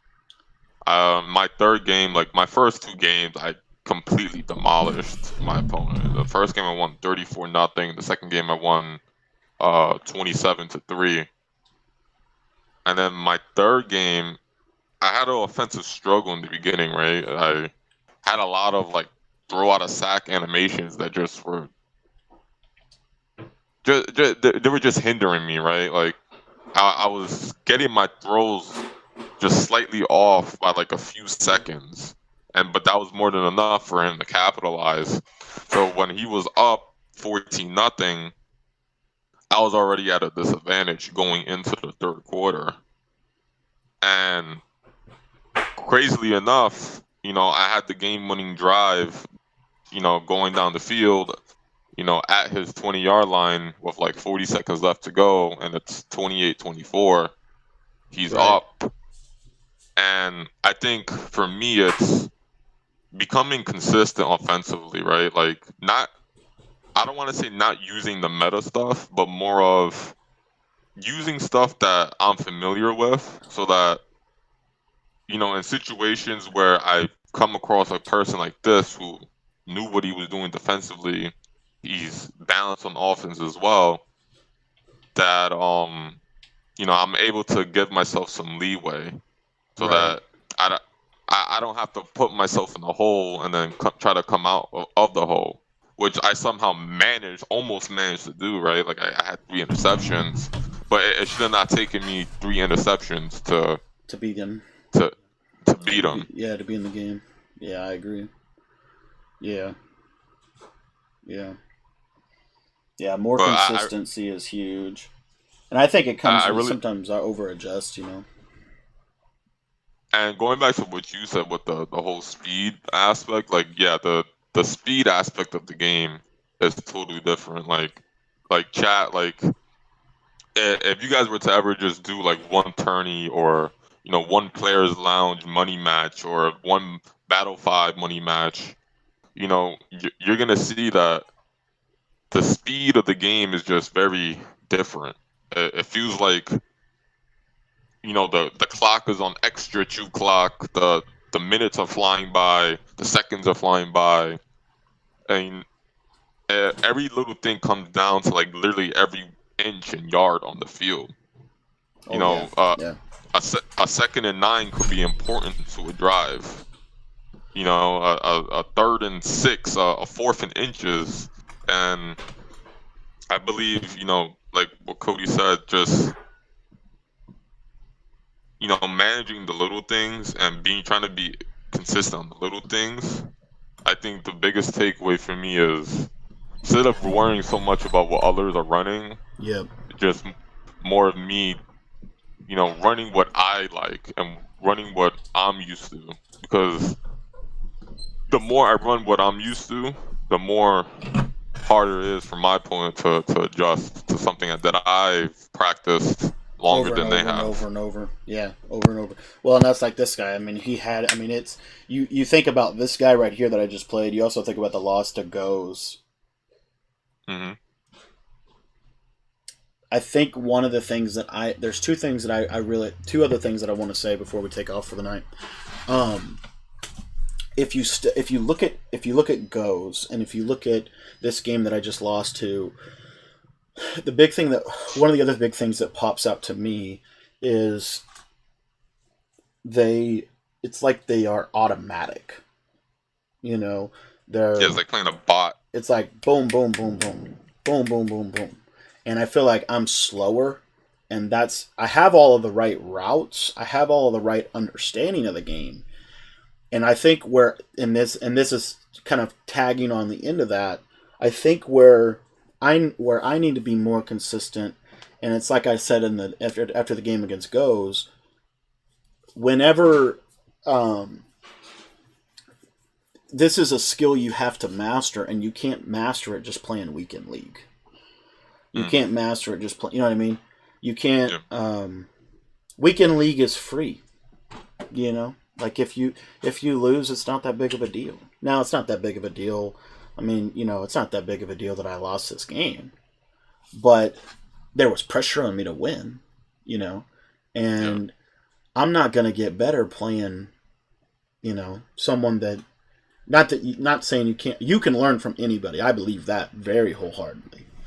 But on the other side of that, if you want to be a competitive Madden player, like I want to be I want to get better competitively. You have to practice against really, really good players. You know, you can't just and that to me, like, that's something I need to get better at. So I don't always, you know, I grinded like crazy the last 2 weeks, but honestly, it's probably a little bit too little too late. I hadn't put the work in since August, you know, like some of these guys have. So my big takeaway is, you know, be more consistent, you know, get in the lab, but also practice. You want to hit practice mode, because I love practice mode, right? But you want to study the best players and all those things, but you also have to, you know, at the end of the day, you're not going to get. It's like, you know, an NBA team's not going to get better playing a college team, and so and you know, like, some of the best. I really believe that I became a better Madden player today, even though I lost on both consoles, because it taught me some little things that I've got to be better about. So that's kind of my big takeaway from this whole weekend, and it was a lot of fun. It was a lot of work. I'm really thankful for Glenn and thankful for you. Obviously, Yashi, we put in a bunch of hours this week kind of preparing, and so you know, it is what it is, and we move on. But I believe we both became better players this weekend, and we'll continue to get better as the year goes out. And this is, again, you know, every loss is an opportunity to get better next time. And so we've got to get better, not just for the Madden Challenge, but also for next season's tournaments. And you know, that's kind of what I'm going to be locking in on and focusing on. You know, it's kind of one of those things where they say, you know, we won the Super Bowl, but we won the Super Bowl in March. We won the Super Bowl in April and May, and that, you know what I mean, like putting the work in now for next year. Not that we're not going to practice for the Madden Challenge, but people, that's really important in my opinion if you really want to be good. So I'm going to probably play a lot more Players Lounge, play a lot more high stakes games to build that skill that I need to build to become a better player. So I think touching on that before you leave, like, I really believe like those high stake games are so crucial to learning like what competitive Madden is all about. And I think going back to like my takeaway from all this as well, it's like, you know, most of these guys, right? You know, it's not like they just picked up an offense and said, you know, gun bunch is meta, and I'm, you know, for this month, and then oh wait, you know, come November, this offense is meta, so I'm gonna go to this real quick. No, most of these guys that you know who are top pros, yeah, the little things changes and little metas change here and there. Whether it's like the gun bunch tight end being meta right now, and you know all that other nonsense. But what I mostly saw in this tournament was people just reverting back to gun bunch. oh yeah, And it just goes to show that there's a reason why gun bunch is so powerful, yep, why it's, you know, so consistent, but also that, you know, these professionals, they've been using the gun bunch since like yep, 3 years, 4 years, Matt- yeah. Madden 25, for Right. all I care. Oh like, yeah, oh yeah. I remember I was running bunch in Madden 13. There was a lot of people running bunch in Madden 12, and it's been good every year. So if someone's 7 to 8 years worth of gun bunch isn't gonna match up to your 1 or 2 years of gun trips tight end that Right. just became meta just this past 3 months ago, and you just picked it up, and all of a sudden it's like, you know, yeah, you're great, but this guy's gun bunch it's his gun bunch. And I Right. think that's the difference that really like taught me today is like I'm not gonna go to something just because, you know, it's meta standard at the end of the day. Right. Yeah. Yeah. And it's the little things, man, at the end of the day. So, all right, guys. Well, thank you guys for your support. I really do appreciate it. Unfortunately, we weren't able to do what we needed to do to get to the next round. I really felt like we had that last game, but unfortunately we just didn't get it. So anyways, we're going to keep working, and we're going to keep locking in. There'll be videos tomorrow. Sky's not falling, and we're not, not going to not do YouTube or anything like that. So the consistency is the key. We're going to keep learning, keep locking in. And anyways, thanks for watching today. If you have any questions at all, text me. I know that I have a lot of text messages that I need to get to, so I'm going to try to make sure that I am responding to all of the text messages that you guys have sent in, which has been awesome. Hopefully within the next 24 to 48 hours you should see a response. So thank you